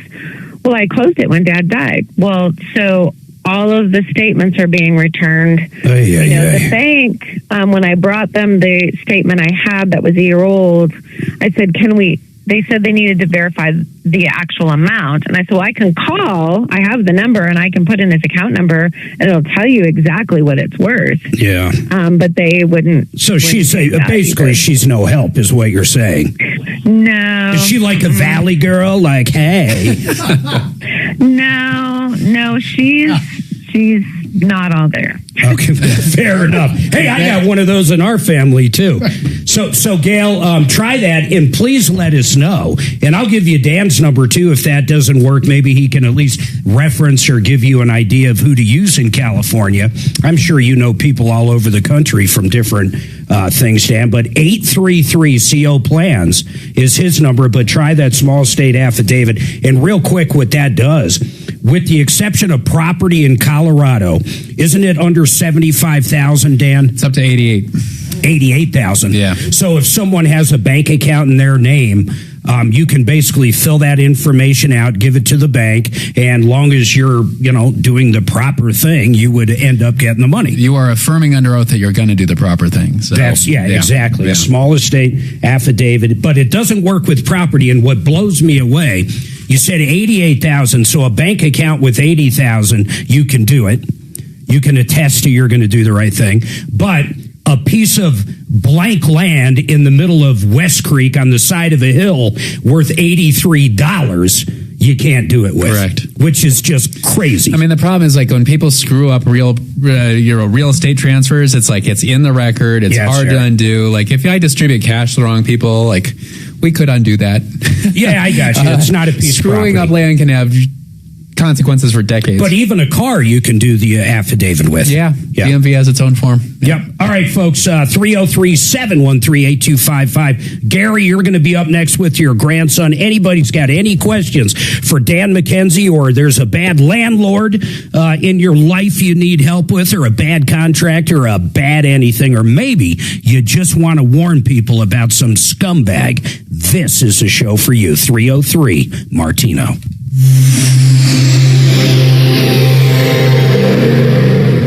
This is Denver's talk station with Tom Martino now. Dan Kaplis today at 4, 630 KHOW, Denver. Now, impact traffic. Use some caution. There's a hazard with a stalled vehicle southbound I-25 at 38th Avenue, Park Avenue West. The right lane is blocked, and it's backing up traffic to I-70. Speaking of I-70, some paving operations going on along eastbound I-70 after Denver West Boulevard, down to one lane, stop-and-go traffic back from Colfax Avenue. I'm Chris McLaughlin with traffic. This report is sponsored by Dell Technologies. Dell PCs with Intel Inside are built for the moments that matter, like when you're finishing a big project and you can't be interrupted by an update. With long-lasting battery life and built-in intelligence, you can stay focused on what matters most. Built for you. Learn more at Dell.com/Dell PCs. All right, guess what? Tonight is the night. In fact, I'm talking to Joe Chiano. Tonight, AMC, Highlands Ranch 24, the baby boomer dilemma. Joe, I'm looking forward to it. I'm going to be there. We're going to be introducing the movie, and people should come out if they're baby boomers. But if you're close to retirement and you want to learn about guaranteed income, you want to learn about some of the pitfalls of what could be our Social Security system, long-term care. What else, Joe? It's a real movie, Mark. It's a real Hollywood movie. Yeah, it's good. It's absolutely educational, and it has the information that people need today if they're tired of the roller coaster of the stock market. Yep. A lot of people are, by the way. They can actually learn that there's alternative ways to retire happy and retire with complete security, and not have to worry about what the movie will give them, and not have to worry about long-term care like a lot of people do. I mean, what's really crazy about some of the products out there, you give up a little bit of liquidity, but who cares, because now you're guaranteed a certain amount per month till the day you die. In fact, it's money you can't outlive. Some of these new annuities are one of the most incredible products I ever heard of. Joe's actually got some products that are guaranteed over 7% every single year for pretty much ever. And then listen to this, though. That long-term care, let's say you are getting that check. You take a lump sum out, a couple $100,000, convert it into $2,000 or $3,000 a month forever, or whatever the numbers are. If you ever need long-term care, that payment actually doubles. If you need to bring someone in to help you cook or clean or bathe, you get the idea. But you got to check out this movie event tonight. I'm going to be there. Joe's going to be there. Jordan's going to be there. We generally always have a full house, so get registered right now. It's tonight, 6:45 tonight. You can check out the trailer to the movie and get signed up at mymoneymovie.com. Go do it right now. I look forward to meeting you. mymoneymovie.com. You've climbed the career ladder. The more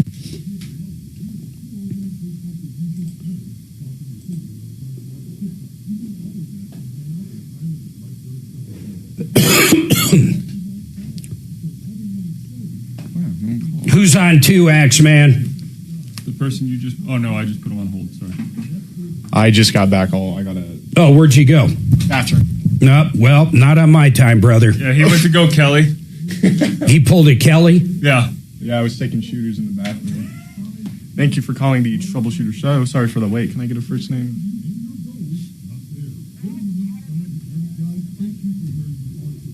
Oh, yeah.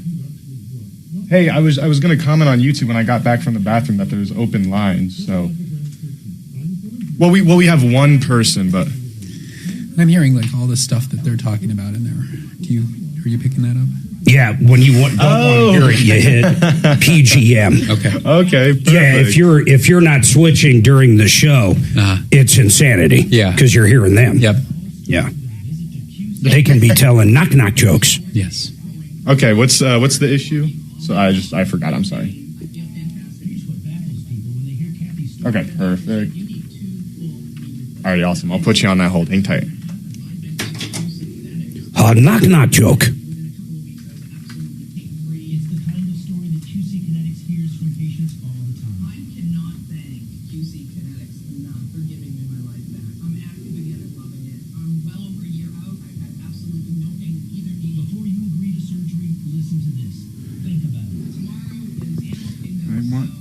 Break free. How often do you think people die and they never report it to Social Security?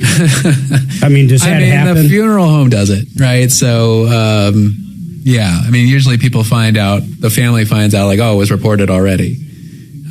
So I don't think that happens very often. You don't think so? No. Brian, you know Brian May, right? I was thinking more or less like people that get Social Security that are also basically homeless and they die with no wallet, nothing. Or the guitar I learned is really complicated, fast. But then, even if that did happen, you'd still. Well, I guess a lot of that's direct deposit. It's a way of music theory, and it is. Now, if you buried someone in your backyard, I mean, you could probably collect it. You've got all kinds of plans. Yeah. That's accurate. 100%. I believe that part of it. Sounds like you thought this through. We do have 6 acres. Who are you going to bury in the backyard? It just doesn't sound right. You know, I can get it, but there's like little. There was that one lady. She was busted. I just watched something on Netflix about her. True story. She had all these tenants that she'd rent out to, and they turned over the Social Security checks to her to buy food and lodging. 630 KHOW, an iHeartRadio station.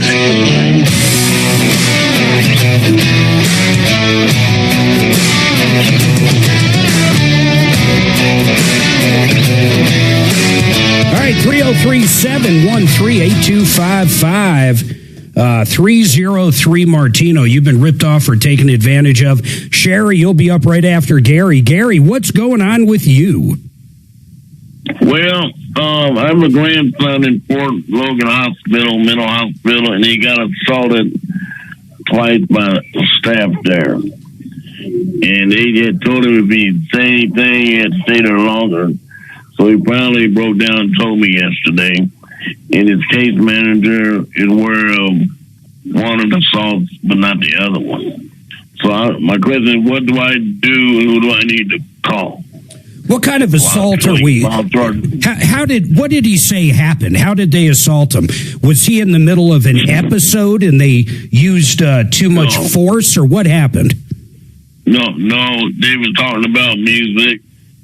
I wanted to stab, and he didn't reply to her, and she swung at him and hit him, and then another person that's a patient jumped up and punched him too because they didn't know if he was going to swing back at them, but he didn't do nothing.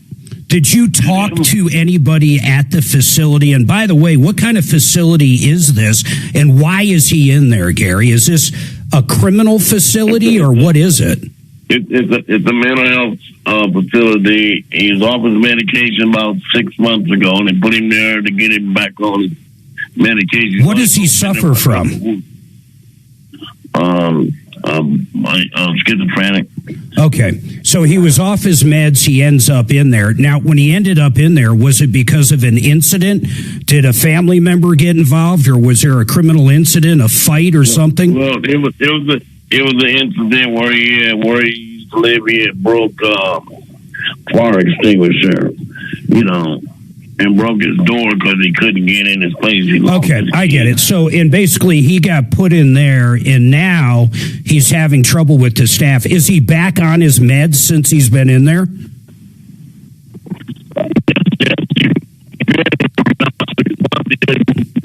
Gary, I can't understand what you're saying. Your phone's breaking up, brother.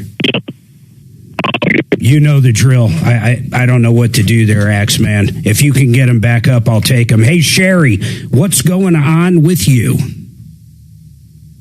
Hi there, Mark. How are you? I'm doing good, Sherry. How are you? I'm good. I've got a question for Dan. Shoot. So, Dan, I guess you could say I'm a client of yours. We had a trust. Is this your sister, Bo? Yeah, we're staring at your brother right now. Yeah, that's my sister. Yeah, what was it like growing up with Bo? Wait a minute. Before we even get into the question for Dan, I've been dying to ask you this. What was it like being in the same household with Bo? Was he like in charge? Were you in charge? Who was the alpha? I think we took turns being alpha. All right. But I was the fighter. I just used to like to fight with him. I didn't like it when he would look at me. Oh, my God. I still don't like it when he looks at me. I get injured all the time just looking at her. Sherry, what's your question for Dan? So, Dan, you did a will for Deputy Bo. I have assigned all the assets. I know you like to call it funding. Yeah. I've assigned all the assets that are going into the trust. Is there any documentation you need from me? I don't think so. If everything is funded, that kind of proves, like when we look at bank statements, we look at titles for real estate, they say the name. I mean, the client who called, or the caller earlier mentioned, like she tried to go to the bank and the bank's statement says her mom trustee on it. That indicates that account is in the trust, right? So that's what we just want to make sure. If you want to run through everything again and just make sure that whatever's not in the trust, usually there are a couple things outside the trust at least, doesn't exceed that $88,000 number we were just discussing. That's really the key. So we're happy to do that. Or the catch-all phrase that says anything I forgot, put into the trust. Like I said, that's kind of there to try and give people an argument. I don't count on it. I don't count on that at all. Okay. Sherry, does that answer your question? So anything does not have the trust name, it's got a co-owner, so that just automatically goes to the co-owner. I'm just making sure you don't need records. No, I mean, we're happy to have them if you want to share them with us, but we don't, that's up to you. That's up to you. On the co-owner thing, I will put one caveat there, which is like, yes, a lot of co-ownership is joint. There are other ways to co-own things with people. So real estate especially, the deed has to say the word joint on it, or it's not. You actually own separate shares. And probably most bank accounts where there's two owners, I think the bank treats it as a right of survivorship type situation, but sometimes are you basically talking like tenants in common? Yep. That's very interesting. I didn't even think about that. That is the default in Colorado. If you have multiple people on a deed that does not say joint, then it's going to be as tenants in common. And the consequence is that if one of the owners dies, their share does not go to the other people. It goes into their estate and probably triggers a probate. And it could trigger a sale for that matter. It goes off to their siblings, right? The sibling, the estate shows up. They might petition the court, to partition that estate, which requires sale, right? So it's like all kinds of bad things can happen. So, all right, Sherry, I got to take this break. I'm up against it. 303-713-8255. Any questions you have? 303 Martino. Gary, I'll try you again. His grandson's in a mental health facility somewhere, and he started breaking up. Hopefully we can help him out as well.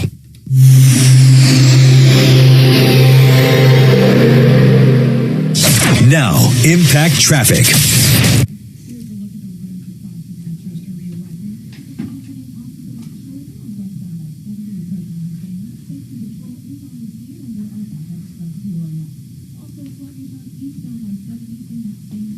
Like a cable management thing for here, so I can stick it on the side so I stop running it over.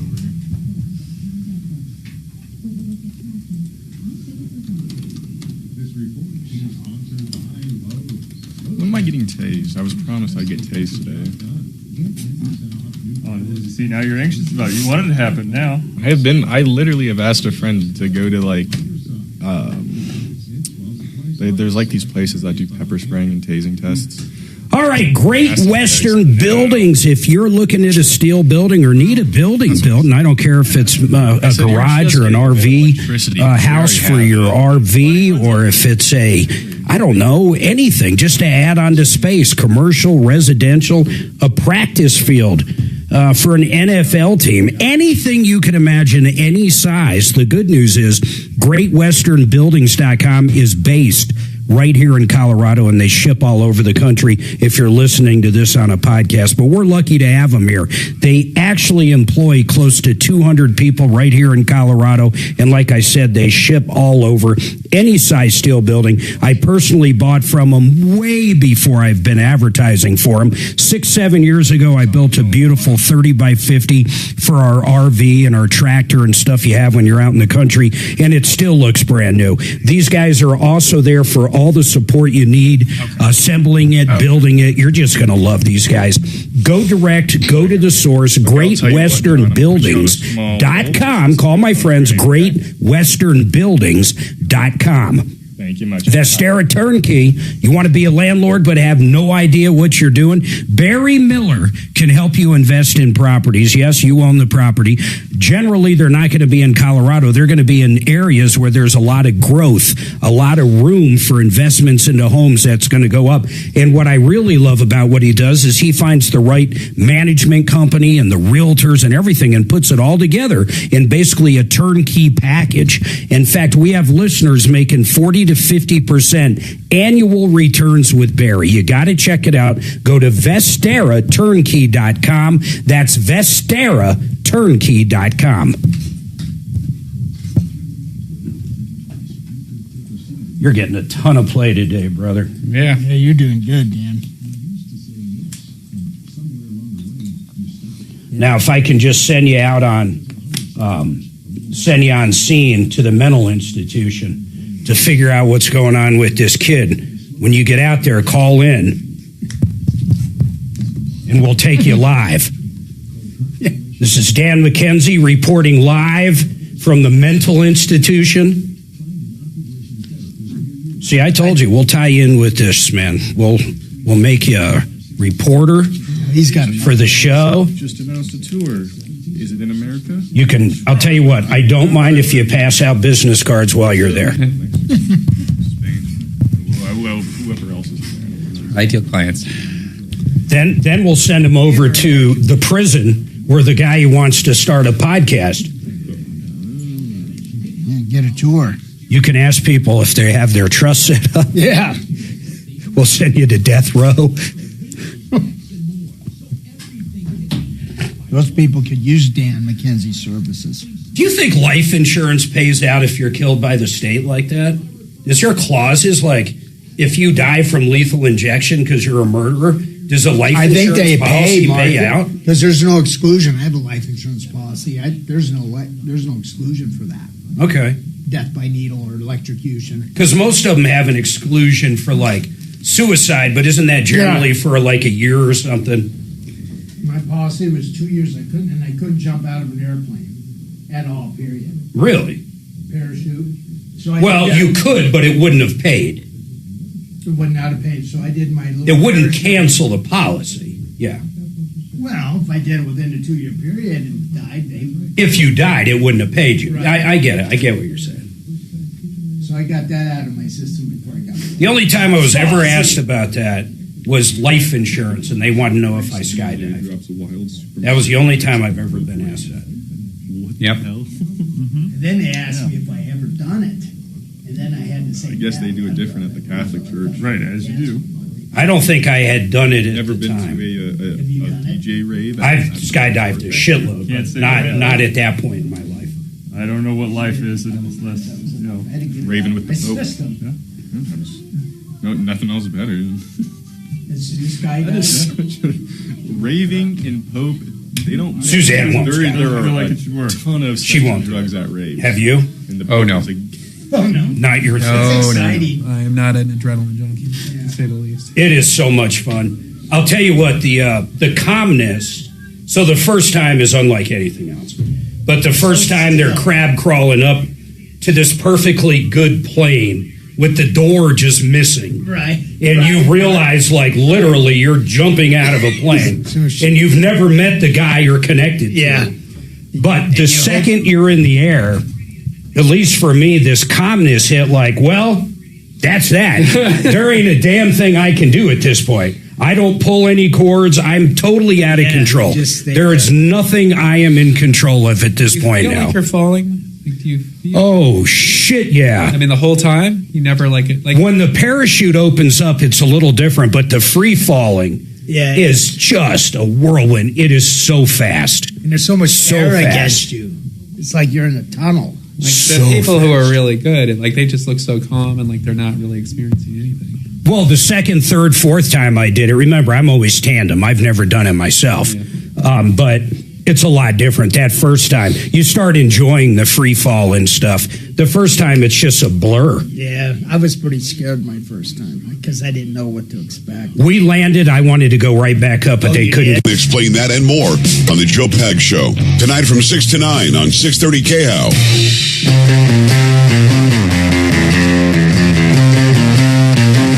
All right, 303-713-8255. 303 Martino. I was telling Dan McKenzie and Bo, we were talking about life insurance, and basically there's some caveats when you get it. Like Bo was saying, you couldn't skydive for 2 years because if you died during it, it wouldn't have paid out. Right. And I was thinking about skydiving, and Dan McKenzie said, no, not for me. He's not big into skydiving, but I absolutely love it. And I've only done it tandem, but I was going to tell you, I brought my son when he turned, I think he was about 19 or 20. And my daughter has always been the adrenaline junkie. The day she turned 18, I brought her skydiving. She wouldn't have let me not take her. Okay, she loves it. So I bring my son because we all gave him a hard time, my daughter and myself. He hadn't done it. So we go up to Moab. We're making a week of it.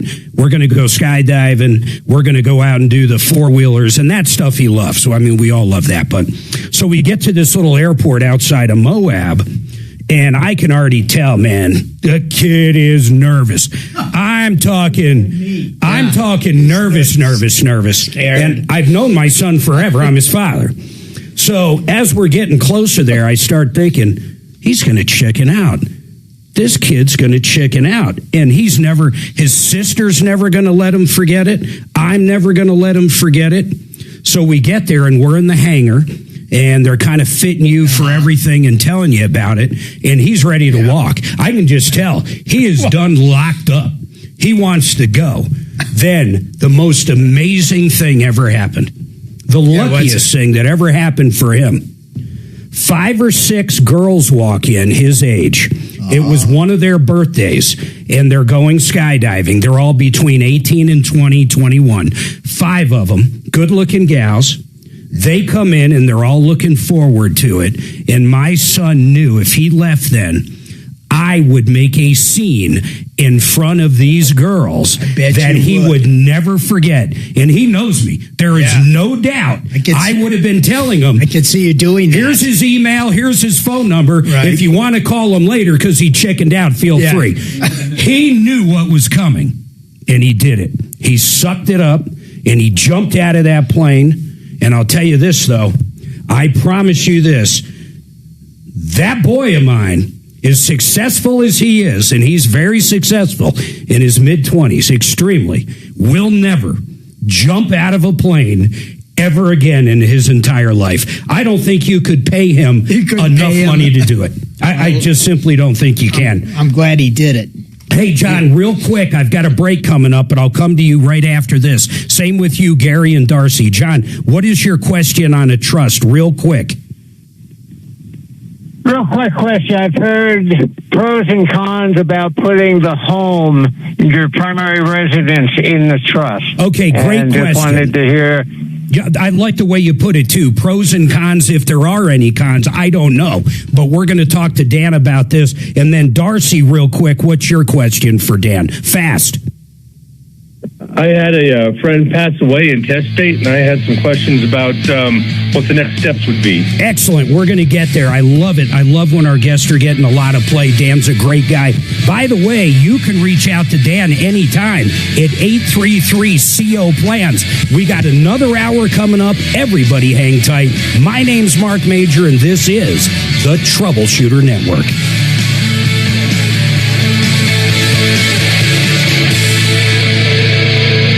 I'm going to get there, but I need to. Yeah, you need to hear the context. Did he say thank you, Dad, for making me Wednesday do it? rolled around, and I went back. I know. Okay, I would have. Absolutely far from. My kids. Thank you, Dad. I feel so much better. I got that promise out you, of my... if those chicks didn't walk in, He wouldn't have... You don't there's think... no way in the world he would have jumped. No way. My daughter's complete opposite. God, yeah. She's a psycho. That's funny. Two people today. We have gotten calls like that before. And Suzanne I thought he may have got a date off of it, too. Yeah. See, what's funny, though, with Miles, like Elitch's, roller coasters, any of those rides, none of that really bothers him. He does not like scuba diving. I brought him there. He did not like it. Suzanne hates it, too. Addie loves it. Her and I got our Patty license together. But when it comes to skydiving, scuba diving, Miles is just like, no way, Jose. No fucking way. No fucking way. No fucking way. That's funny. But you made him do it. And he wouldn't have done it unless there's 4 gals. And I guarantee he's happy he did it because he would have taken so much shit. You would have been on his ass for 20 years. If he didn't, you would have been on his ass for 20 years. I would have called him on air by now, asking why he didn't do it. I bet you would never let it down. Also, Mark hasn't been doing this as much. That's good. That's a good thing. He's finally learning that he's the cause of the mic constantly falling off the mic stand. So animated. He goes up. Yep. Mm-hmm. And then one time he did it so hard it broke off. Yep. And he just had to hold it.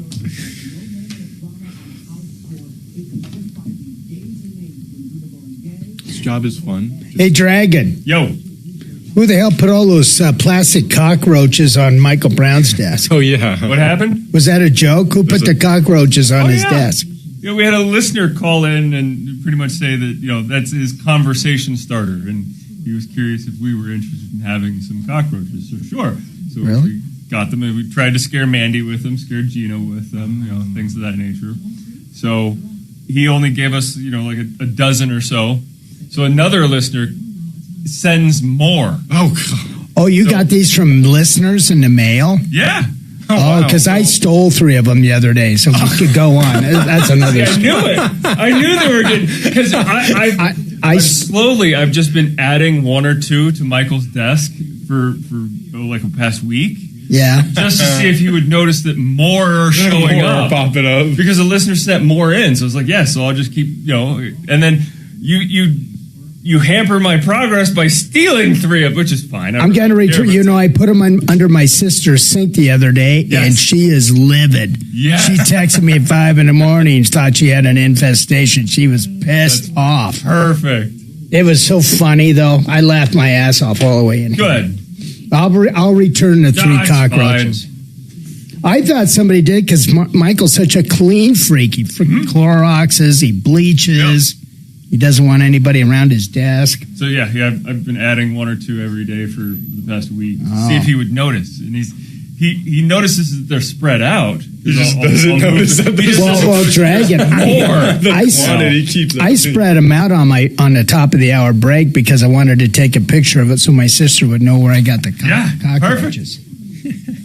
It's funny because he keeps accusing me of spreading them out, and of course I am. But I was like, what makes you think it's me? There are other people here that could do the exact same thing. I spread them out at the noon hour to make it look more see? an infestation. I want cockroach. It was a spider, and it was the real. I was going to put one of those cockroaches in my mouth in front of my sister, but she was too mad. I had to deal with it. It was like this big, and I couldn't do it. I was like, oh my god. So I want to get a spider and put it somewhere in here. One of those realistic fake spiders. Sure. It's so fun. See, I love doing pranks and I love doing practical jokes, but I'm also cheap. So That's the issue, right? You don't want. I don't want to spend money on something. You don't want to spend money. Barely even care about. Right, it's something that would practically just you won't see again. Exactly. Yeah, no, I get it. Which I'm absolutely fine with somebody sending in little cockroaches. Oh, right, yeah. I didn't spend it in. Yep, I'm gonna spread them around. It is kind of funny. Our audience. Would I go out and buy a box of cockroaches? Aligns with your industry, if you will. The spider's pushing it, but I would never go that far with buying a whole. Thank you for calling the Troubleshooter Show. Can I get a first name? Meryl, what can we help you out with? Yeah, it is. Mm-hmm. Right, I remember. Did you see where that billionaire Ken Griffin went to the governor and basically said that $6 billion New York City project we were going to do, we're probably not going to do now, since your mayor decided to use my penthouse in his commercial. Right, to charge him more tax or something? Because the mayor did that? Something about... I have no idea why that mayor would call him out. Yep, there's so many... the number to call the place. There's so many... Because they wanted to tax people like that. They wanted to put an extra tax on I know, but he's looking at doing billion-dollar projects in New York City, for the God's dumbass sake. should have researched that before he slammed him in his commercial. I would pull out, too. It's crazy. Yeah.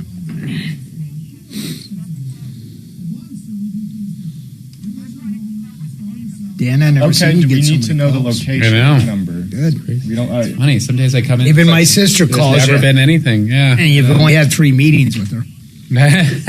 Yeah, I know. She doesn't want to be on the clock, so she'll call when you're in. That's right. Yeah, we just saved $400. Thank you, Troubleshooter Show. Get out of here. That's a criminal defense attorney.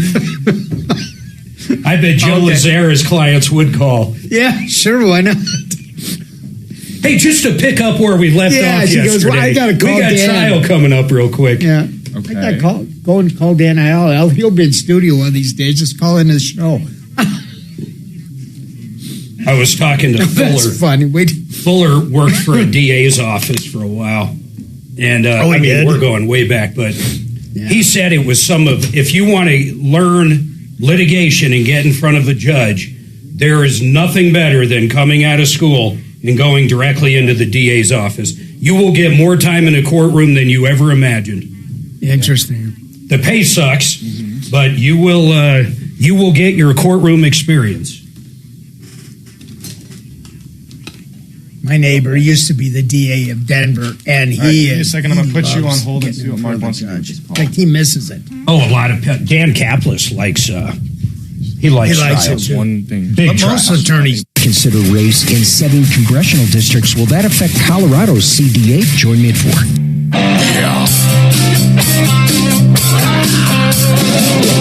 Ripped off, bad news. You need advice so you don't have to lose. We'll come running just as fast as we can. Troubleshooter's gonna help the common man. This is the Troubleshooter Show. Now, Tom Martino. Welcome, my friends, to the only show of its kind. We're here to solve problems, answer questions, take complaints. Bottom line, you've been ripped off or need help. We want to hear from you. 303 Martino. We got full lines right now, but when we don't, I'll make sure to tell you. And then also, please feel free to email questions to help@troubleshooter.com, and we'll reach back out to you and try to line you up for the show. I mean, it's pretty straightforward like that. Help@troubleshooter.com. Unlike some hosts, I won't give out text numbers. I won't do it. I refuse to do it. And I'm poking the bear there. I'm poking the bear. Do you feel that, bear? Yes, bear? I do.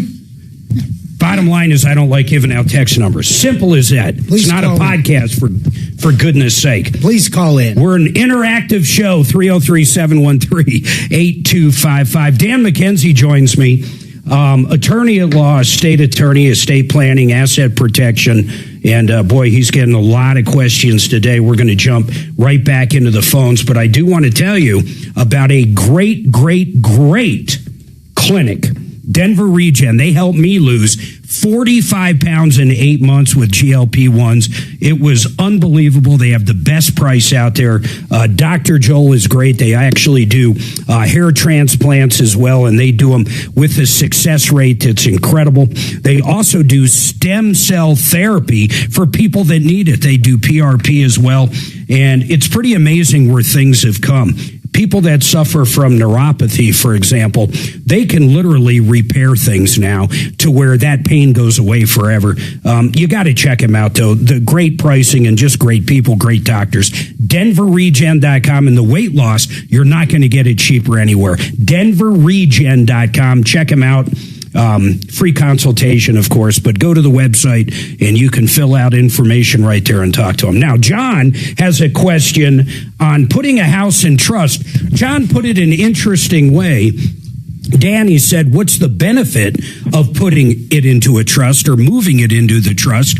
And then what's the downside, if any? So, John, is that basically your question?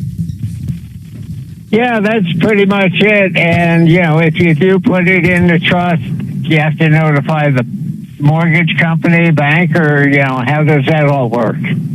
Okay, so it depends on the type of trust. I mean, most trusts are revocable living trusts, and I don't really think there's a lot of drawback to putting that house in the trust, and there's a lot of benefit. You gotta, again, real estate triggers probate. So if you got that real estate in your name, it's going to trigger probate even though you have a trust, right? So that's usually we just move it in the trust. Sometimes if there's some reason to keep it out, sometimes people are in the middle of a refinance or something like that. They don't want to mess with it. We'll put a beneficiary deed directing it at the trust, but the beneficiary deed only kicks in if you're dead, right? There's lots of reasons you might want your trustee to step in and handle your house even though you're alive. Yeah. So that's the benefit of having it in trust. Incapacitated. And then the other thing is, John, I don't know of any banks that care about putting it into a trust that you're describing, a revocable trust. I don't know of any lender. There's a law that prevents them from considering that a sale. That's why then. Yeah. Okay. Again, that's for revocable trust, right? If this is like a trust designed, like an irrevocable trust designed to get assets out of your name for Medicaid purposes, it's a very different conversation. So,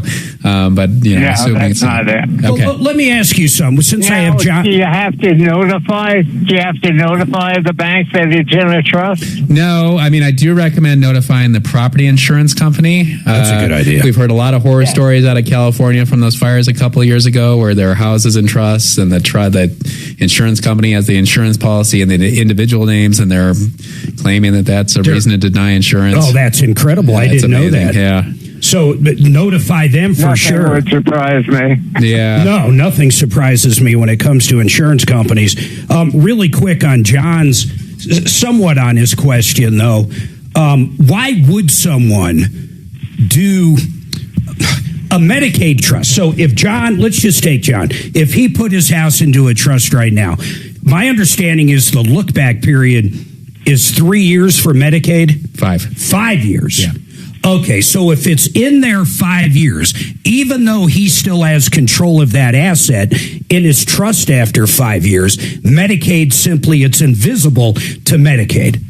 Yeah, and it's a little bit more nuanced. I mean, with a Medicaid trust, you have to have a different trustee, right? So that's part of the calculations. Like, do I have somebody I trust to hold this house for me? It is a gift, right? So that's why, again, like when you die, with your assets are generally stepped up to their date of death value for capital gains tax purposes. Not on the giving it away. Yeah, like if you're giving it away to an irrevocable trust, you potentially lose that benefit. So you got to be careful there. It depends on how the trust is structured. There's again a lot of nuance there. But if we're just talking about a revocable living trust, on a revocable trust, so if his house, and I know this, well, okay, correct me if I'm wrong, but if he moves his house in there and the beneficiaries, whoever, Joe Blow, and they pick up the trust, now it's their trust when he passes or incapacitated or however the trust reads, he actually gets that house at the same value. Whoever gets that house gets it at the same value he basically paid for it. If they get it, if it's transferred during lifetime, they're going to take that person's basis. If they inherit it at death, then it steps up. It gets a step up. Yeah. Does that go for all property, like a vacation house? Yeah. It goes. How about for a painting that appreciated from $1,000 to $1 million? Yeah. I mean, the trick there, and with real estate, but paintings too, it's like, you know, you got to make a record of what that base, like with stocks, like if it's just publicly traded stocks, it's very easy to go back and see what the date of death value was. Got it. With a painting, like how are you going to do that? Go ahead, John. Now, if I passed and it went to the spouse, she would get the step up, correct? Is she not a owner of the house now? Like in Colorado, we do not. Yeah, she is. Okay, so she would have it anyhow. Your portion of the house would step up in basis at your death, but if she survives you, she doesn't get a second step up. Like in community property states like California, actually it steps up both times. Oh, wow. Around here, it does not. Any other questions, John? Interesting.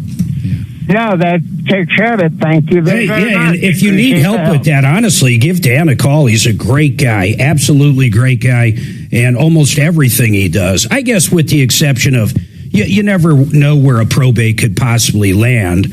But, I mean, when you're talking about a trust or will, you tell them how much it's going to be after you talk to them. It's flat rate pricing. I mean, even probate, we try and do flat rate, actually. Okay. So, if it's going to be contested, if there's tons of real estate or small businesses, we can't really do that. But for a lot of probates, we can. Hey, Darcy, what's your question for Dan?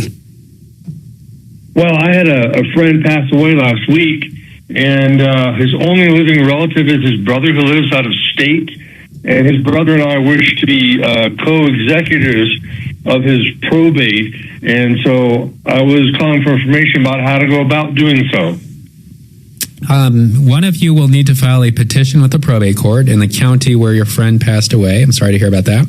And where he passed away or where his property is? Either one, actually. But we usually do it in the county where they passed away. It's different counties. It is. He lives in Pueblo, but he passed away in Colorado Springs. Was that like a temporary situation, or had he moved there? No, he was up here in the hospice instead of down in Pueblo where he has his houses. I guess I would probably do it in Pueblo then. But yeah, you don't have any statutory preference to be like the statutes don't say like a friend has any authority to be the person. But the brother does. The brother does, but the brother can. The brother does, but he's out of state and doesn't really want to deal with it much. But we are in agreement that would be something that we would like to do as co-executors. If we can do that. So you just want to signal to the court, like how your involvement. So in that petition, it does, again, if you download the petition, there are instructions online on the court's website about how to apply for probate. Could the brother give him some kind of power of attorney in order for him to do it? Yeah, I mean, the brother could be the personal rep and then delegate certain authority to do stuff, or you can do it as a co-personal rep if you want to. The challenge, I guess, there would be, depending on what you're dealing with, those institutions might want both your signatures, and he's out of state. I mean, that's not the biggest obstacle in the world, but it's just something to think about. But we can work around that. Where do I find said documents? If you just go Google Colorado probate petition and see what comes up there. There is, like I say, there is a document on opening probate in Colorado that kind of walks you through the various documents you need to complete. Yeah, make sure you follow it too. I mean, you have to post notifications. You got to do a lot of stuff, right? Yeah, I mean, we realize that. And the biggest thing is his financial POA, because you still got to pay his electric bill and his water bill, and he's got a renter in one of the houses. I don't think they even know yet. Yeah. Yep, there's a lot there, man. Get it filled out. I think you know how to Google, so you'll be able to get that. That was pretty straightforward, huh, Dan?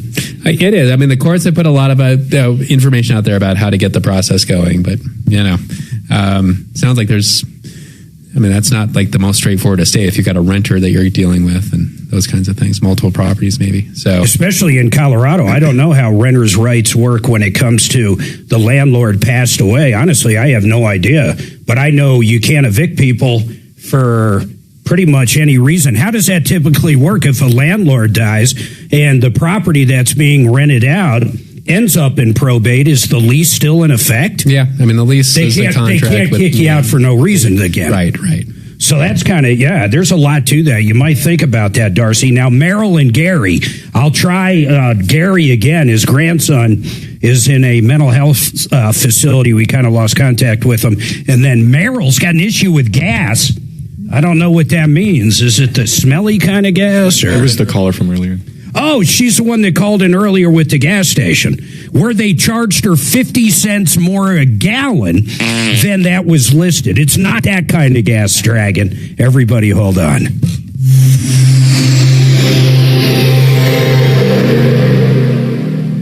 We promised you a first-class country music cruise, and the first sailing of Top Shelf Country Cruise delivered. The bar's set, and nothing less will do. In March 2027, we're setting sail on the luxurious Celebrity Summit, departing from Tampa, stopping in Bimini, Key West, and Cozumel. See performances by headliner Riley Green, Chris Young, Lauren Elena, Randy Houser, and more. Your favorite country stars will be on board. Will you be? Book any available cabin at TopShelfCountryCruise.com. Great Western Buildings. I love these guys. I'll tell you why. I personally bought a building from them probably 7 years ago for our RV. Ours is a 50 by 30. We did full insulation. I did a lot of windows, 2 garage doors, one that's like 25 feet tall. I absolutely love the building, and it still looks exactly like it did the month they built it. It's incredible. In fact, the paint looks so new you would never even know it wasn't basically impregnated with the color. It's absolutely the coolest building ever, and you can get a Great Western building as well. In fact, they own the factory right here in Colorado. I know the owner personally, and he's an absolutely wonderful guy. They employ close to 200 people here in Colorado. So whether you're looking for a little carport or a shed, all the way up to a practice facility for a soccer team, they're going to have you covered. These guys do every size, all U.S., 100% American steel, great quality, great warranties, greatwesternbuildings.com. You've climbed the career ladder, the mortgage, the kids' college, years of 401k contributions, and crossing your fingers every time. Is Dima still throwing up, Mark? Is what? Dima. No, she's actually been pretty good. I'm hoping we're good. I'm really hoping we're good. I thought I was going to get tased today. What happened? Why are you reminding people? The second time. Hey, if it was the nuts, I wouldn't be reminding anyone. However, like it's the arm. Tonight? Some areas, we had snow this morning. Really? Yeah, I'm looking at this, seeing if No, you said it rained like hell yesterday. It rained almost all day yesterday where we're at. We really need it to. Are you coming in tomorrow, Mark? Oh, yeah. All day. I think we'll have Kevin and Jeff tomorrow. Oh, good. And D will be here probably. I don't think D will be here. Well, if D doesn't show up, I'll come in. Yep, come on in. In fact, I know D's not going to be here. He was a little nervous he might have got COVID. Oh.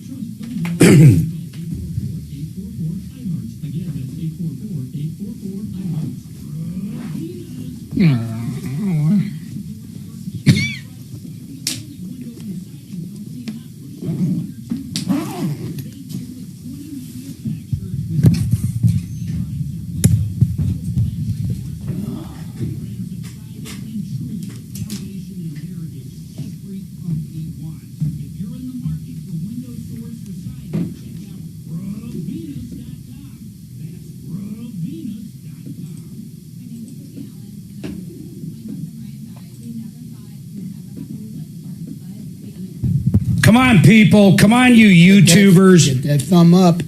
Get that damn thumbs up going. You guys are killing me. What's going on with this stuff? We come on here. Dan comes on here to entertain and educate you people, and you don't even give him a thumbs up.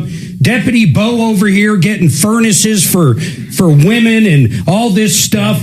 And then freaking Axeman doing whatever he does. You know what I'm saying. Give us those thumbs up. Maybe we'll get more likes if you tase me, Mark. Getting businesses on the air for us. Very good. Some kind of sadist or something, or a masochist. Want to try it? Free legal advice.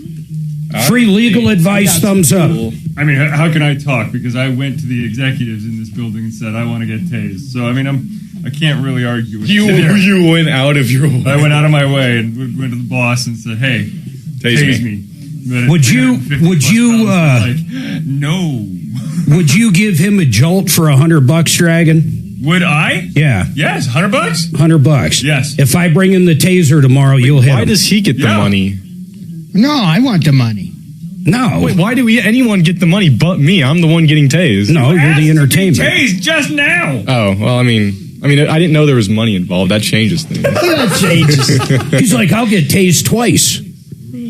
I mean, if Dragon can... If you sign the waiver... I will sign a waiver for you guys to tase me. And we tase you in the balls. Nope. Nope. So there it comes. $50. Nope. $50. How about $300? Yeah, I'd need a couple hundred. If I gotta go near his balls, I'm gonna need more.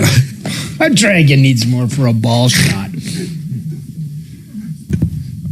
I'd be fine with a little arm jolt. I don't think it'd hurt anybody. I want to see your taser. Is it a police? I have one right in my car. Yeah, Bo wants to see the taser is up it, and up. Is it the big ass? I'll tell you what, when you hear it crack, boy, you might not want to get tased. Have you ever heard one close up? Yeah. It's like... Does it shoot a wire?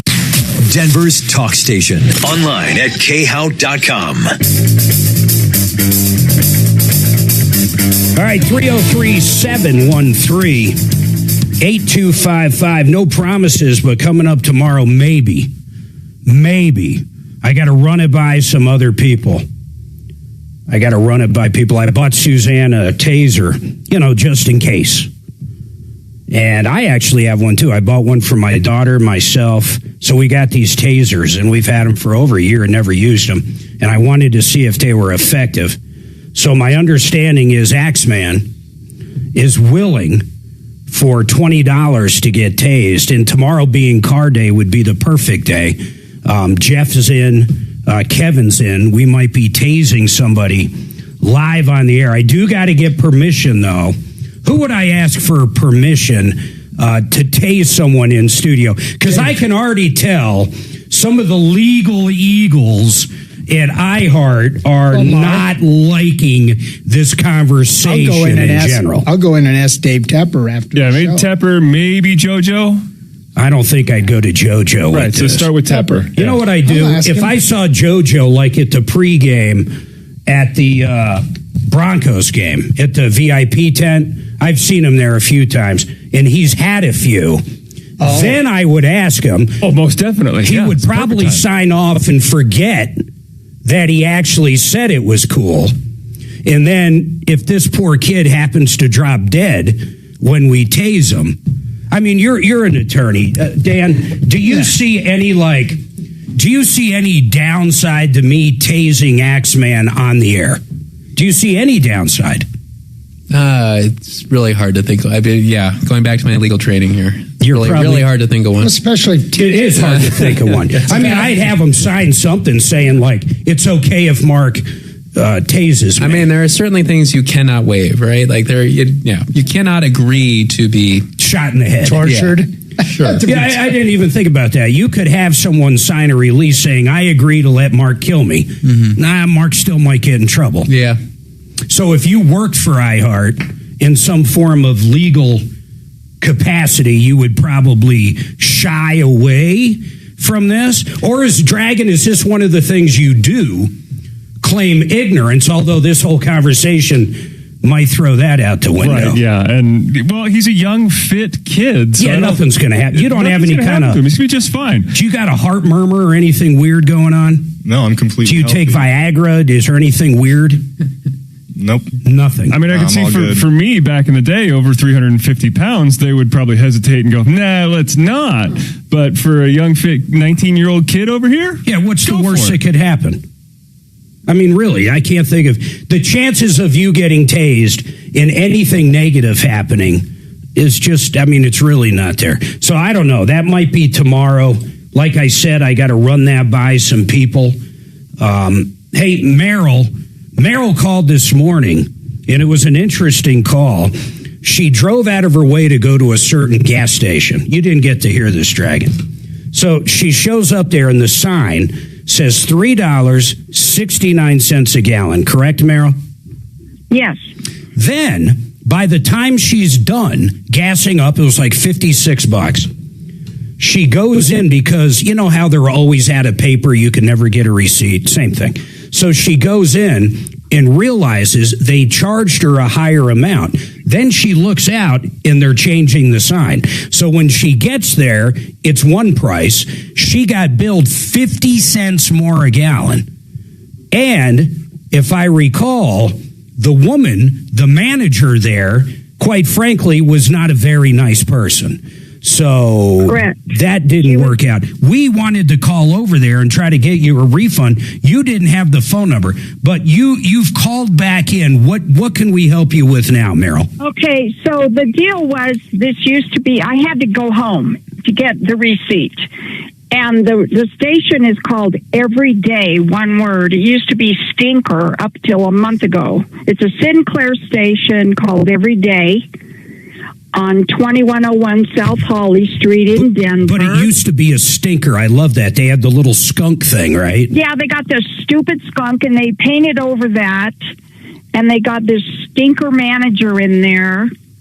Sorry. Yeah, no. She's the one who said, I don't know what to tell you.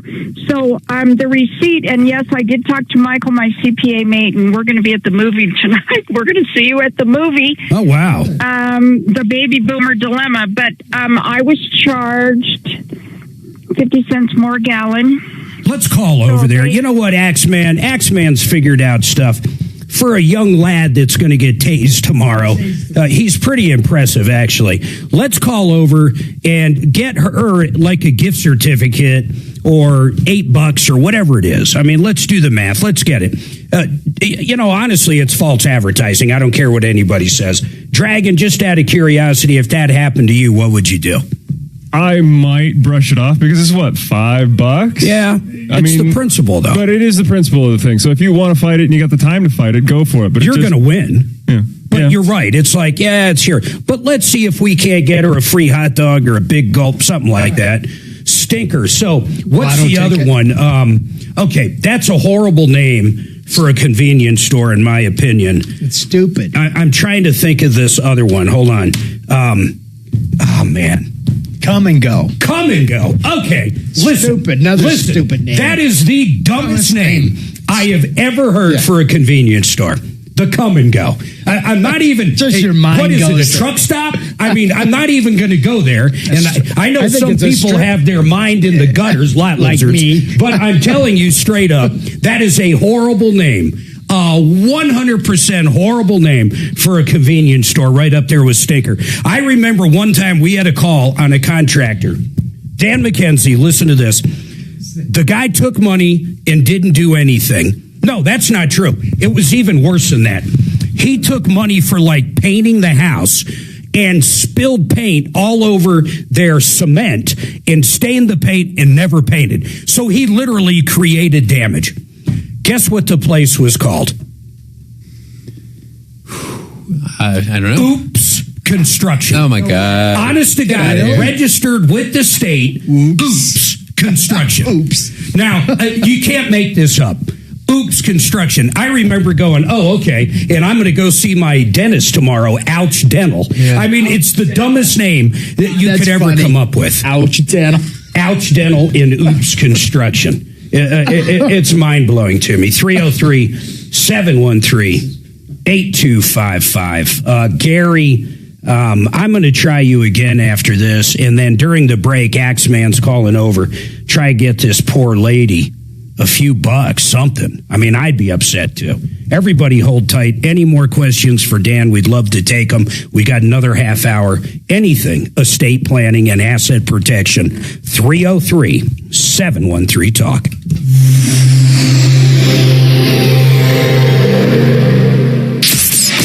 KRFX HD2 Denver. KHOW Denver, an iHeart radio station. Ryan Schuling, mornings at 6. Dan Kaplis, afternoons at 4. This is Denver's talk station, 630 KHOW. Now, impact traffic. Here's a look at the roads across the metro area. That incident off to the right shoulder on westbound I-70 approaching Havana with an ambulance. Possibly a medical situation has cleared. We're still seeing backups from Peoria. There is road construction with the right lane closed on westbound I-70 between Manila and Watkins roads. And there's some slowing on northbound I-25 from Santa Fe to Spear.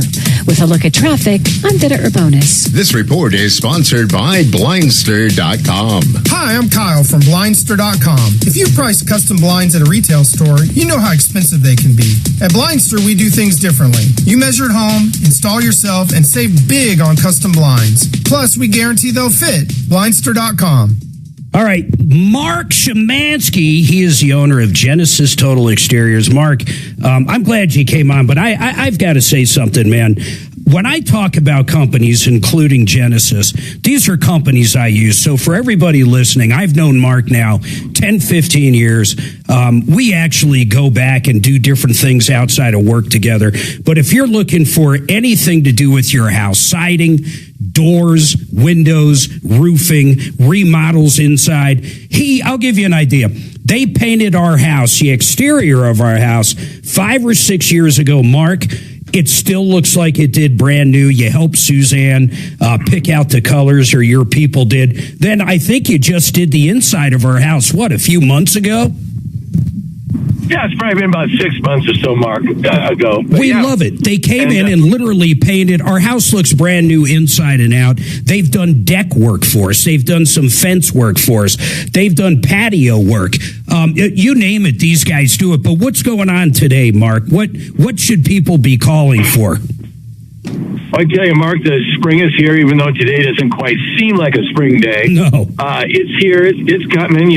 Next couple of days will get nice again. And now's the time when you pull up to your house, you're coming home from work or just getting home from the store. You take a look at your house and you say, gee, it's looking a little tired. The fence on the side of the house is 20 years old and it's all grayed out. It's falling apart. The window's leaking. The siding doesn't look great. Now's the time to give us a call and have us come give you an estimate, just to walk around the house and see what can we do to give you some great brand new looking house. And it's amazing what that exterior paint will do. And what I'll say it again, what Suzanne really loved, she was going to have it painted the same color the house was. And whoever that gal was that came out and talked to her, they looked at our barn, they looked at our garage, they looked at different things on our property, and she gave the best ideas, and Suzanne ended up doing exactly what she said, and we couldn't be happier, and the quality of paint is crazy. I mean, it's absolutely just a wonderful job. Their pricing's great, but if you've been wanting to get that deck or gazebo, pretty much you name it, these guys do it, and he's got the best crews out there. Where I was going with your paint crew, Mark, is Omar's been with you, 20 years? 24 years. 24 years he's had the same crew for painting. That's Marc Szymanski, GenesisTotalExteriors.com. Call them up, free estimates. They'll come out, talk to you, give you ideas. GenesisTotalExteriors.com. Man, I am happy to tell you about the only realtor that made the cut for Team Dave Logan, and that is Troy Hansford. I recommend Troy because he's the only... This door's shut. He's staring at one of the team stuff. Oh, he's truly in a meeting. Yeah. Bastard.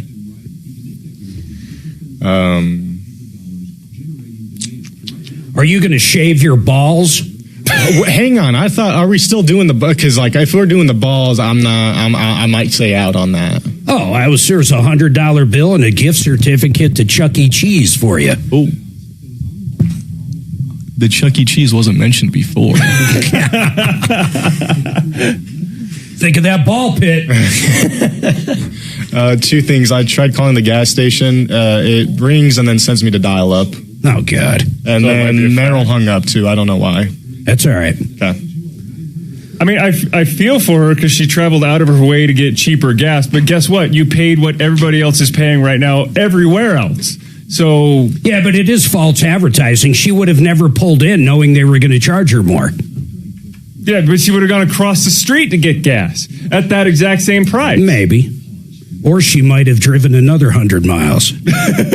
So, I mean, I feel for Mark, her. I saw the line cut out. I thought I'd give you that call back. Did we already do the 120 or did I miss that? Sorry, I was on the phone. Okay.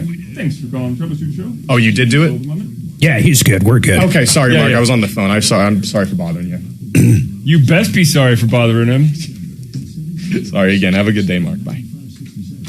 That's Mark Szymanski, bitch. Dude, he is from Genesis Total Exteriors.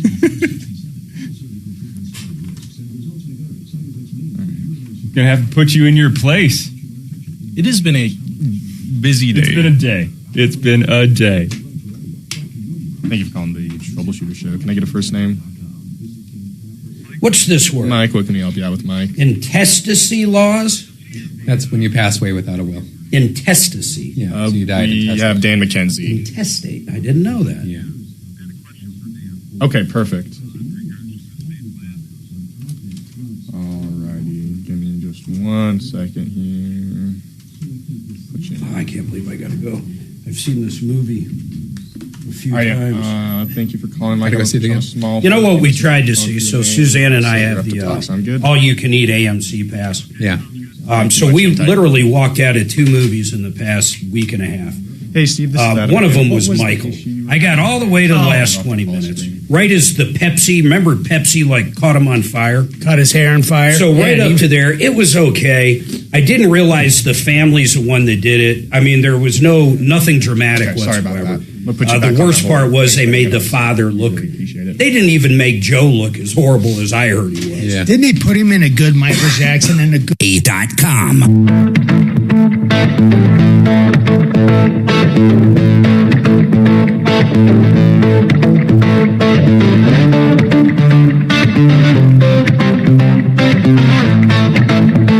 All right, 303-713-8255. Don't forget Dan McKenzie.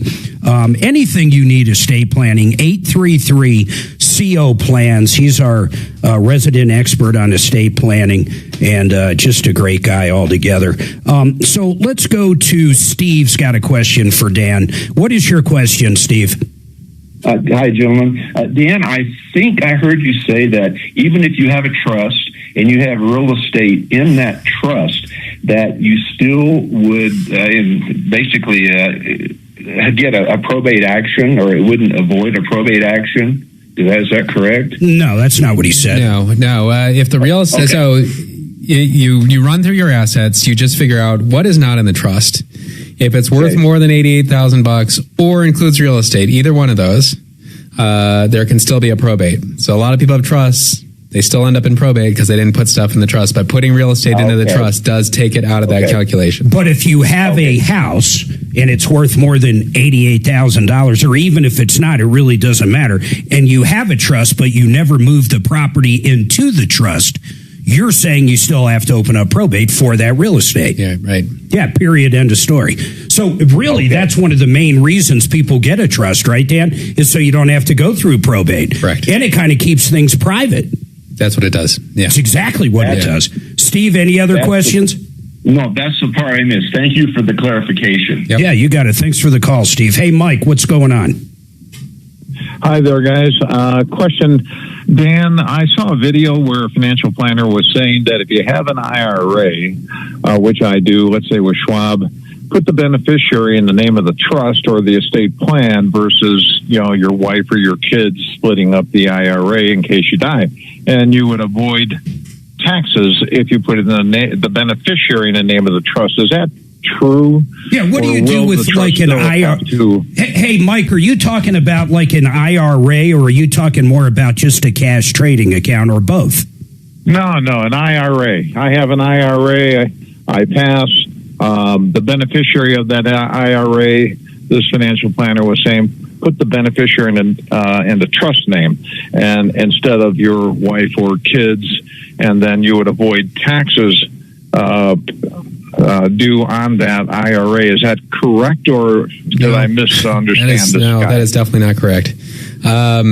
It depends. It depends on what kind of IRA it is. Is it traditional or Roth? Taxes are not due on a Roth. On a traditional, the people who inherit the money are going to declare it as income, just like you, as you withdraw funds from the IRA. Whoever is withdrawing the funds declares that money as income because taxes have not been paid on it yet. And I actually go the other way usually. I mean, if we're comfortable leaving money to our spouse because it's the parent of our kids, we don't have a blended family issue. If we're comfortable leaving it to our kids because they're responsible, a lot of times that's actually easier. If you direct it to the trust, now the trust has to have some pretty specific language in there, making it clear who the tax responsibility falls on. If it doesn't, you can actually crunch down the amount of time you have to take those distributions from 10 years to 5. And the amount of money in IRAs, sometimes that can be like a lot. Yeah. A lot. So, yeah. So Mike, I have Schwab too. And I'm sorry, I'll let you ask. The benefit of putting the beneficiary in the trust name, I don't see. If I put it in my wife or the kids equally, then I believe the rule is that they have 10 years to take that inherited money and pay tax on it. I guess 10% per year, total disbursement or total tax paid over 10 years or something like that. Is that correct? I mean, the 10-year rule applies to your kids, not necessarily your spouse. So your spouse has more flexibility with things than kids, which is why a lot of times we say go to the spouse. But this is such a complicated. I have like a book that's like a phone book explaining all the rules on retirement planning. It's really complicated. So, but yeah, in general, you're probably on the right track when you're leaving stuff to spouses. And the 10-year thing, it's not that. Also, whether it's 10% per year is also there's some nuance there too. Well, tell me if I missed something. But basically, what I'm hearing is under most circumstances, on an IRA, you're going to want to leave it to your spouse if there is one, or just choose a beneficiary even past that. Like on mine, my wife is my primary, and then if she's not there, my kids each have 50% of the accounts. Yeah, I mean, just the issue is like usually that's a person's first or second biggest asset, depending on how much equity they have in their home. So it's usually a lot of money. Suze is probably going to get married like the week after you die. Right? So, that's going to be. I'm taking her off there. I mean, these are issues I kind of joke, but. That really is an issue. It's like you leave it to the spouse gets remarried. Like these are why we do trust sometimes. It's like, look, spouse, I want to support you, but I don't really want everything going to you and potentially to your new spouse. So let me ask you something. How does that work? I guess if you build the wealth together, the IRA belongs to both of you in general. This is more of a family law question. Yeah, that's more of a divorce question. Yeah, it's more, but I guess it doesn't matter. Okay, let's say I'm really mad at Suzanne. I find out, or someone out there finds out, Bo finds out that his wife all of a sudden is dating somebody else, and he does not want her to be the beneficiary anymore on an account. Yeah. And he changes it to a girlfriend or somebody else all. Doesn't the spouse possibly still have rights to that IRA? This again is so there are plans that are covered by the ERISA law, the retirement law, the federal law. And in those laws, like plans covered by that law, you cannot leave it to someone other than your spouse without written waiver. Your spouse. Yeah. There are other plans that are not covered by that law, and you actually can leave them. So it's not to sound like a broken record. This is one of the most complicated areas, actually, of estate planning is retirement planning. Hey, if people out there just have questions, like they haven't looked at their trust or will forever, I mean, and they want you to look over it, maybe update it. I mean, you do all that, right? We do, yeah. Okay, so once again, Dan McKenzie, 833-CO plans. Priscilla's got an issue with the bank. We'll take that after this. Hold tight.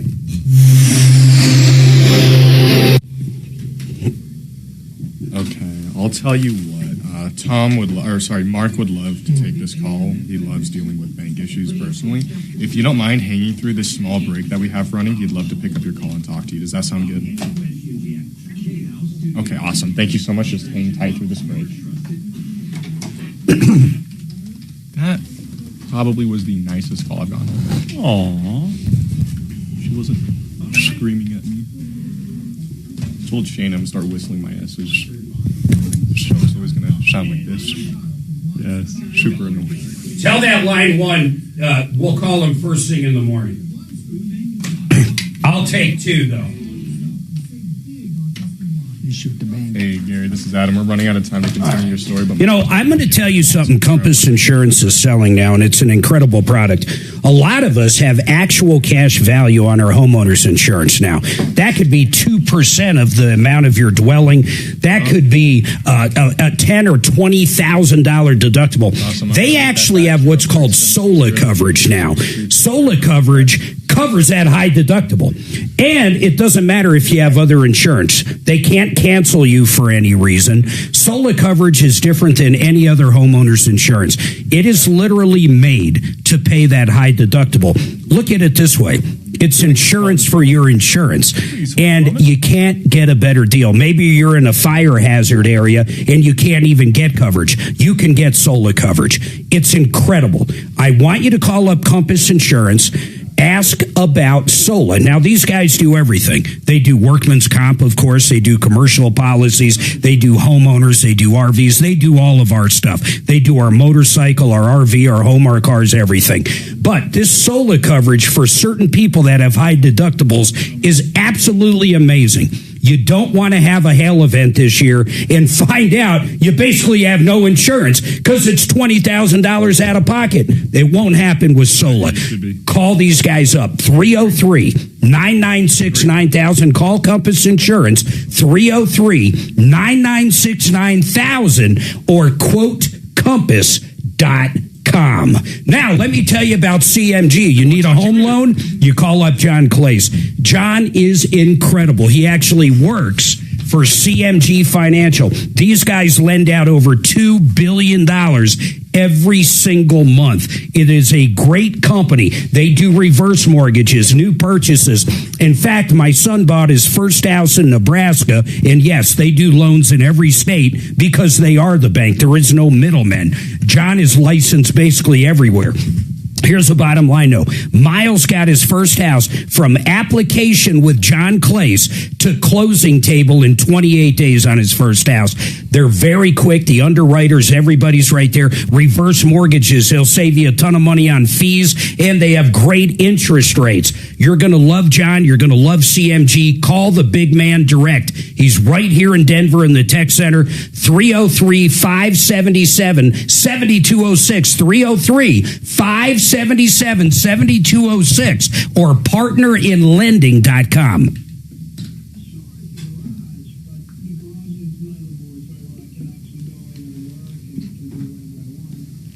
That's a good show. All right.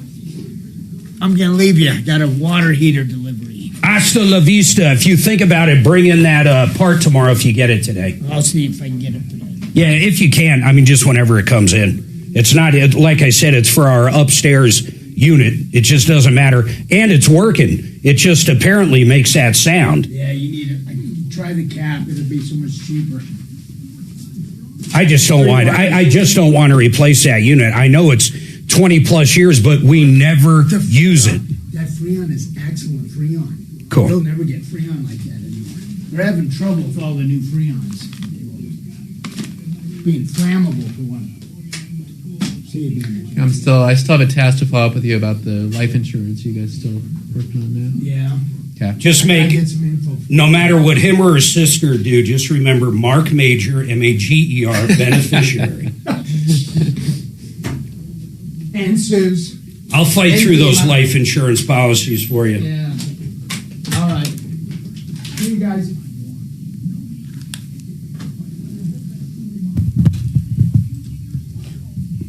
I hope that one guy goes on a cruise. I really hope he does.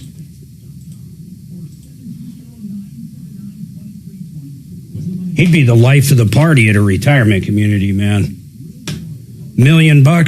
Yeah. Not married. Oh, yeah. He'd be the life of the party. Yep.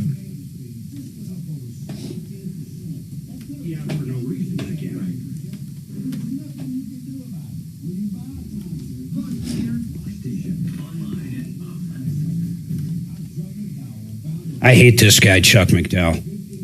He for years, you know what he sold, right? Timeshares. Oh. So now what is he selling? He's selling to the same people he sold the timeshares to get them out of the timeshares. Oh, my God.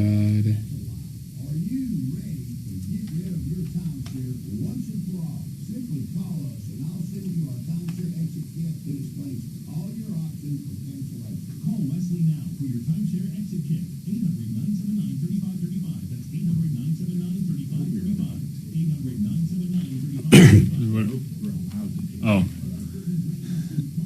How long do we got? At least 3? Yes.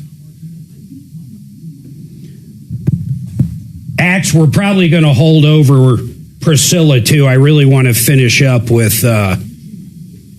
just make sure she's good for tomorrow so I can give her a lot more time. I want to finish up with Dan more than anything. Yeah, you got it. Hey, Priscilla, it's Adam again. I'm so sorry, but we want to push you to tomorrow just so we have more time to talk about your case and understand. And we do have an expert at Belco. And we do have an expert at Belco. So when we get you on tomorrow, we can definitely help out with this. What's a good number and a time I can call you tomorrow?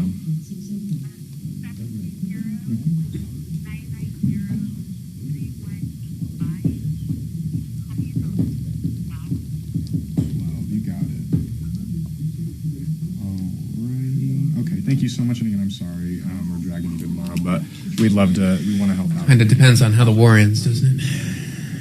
Yeah, I know. It's like, I love how it's breaking news. These news stations crack me up.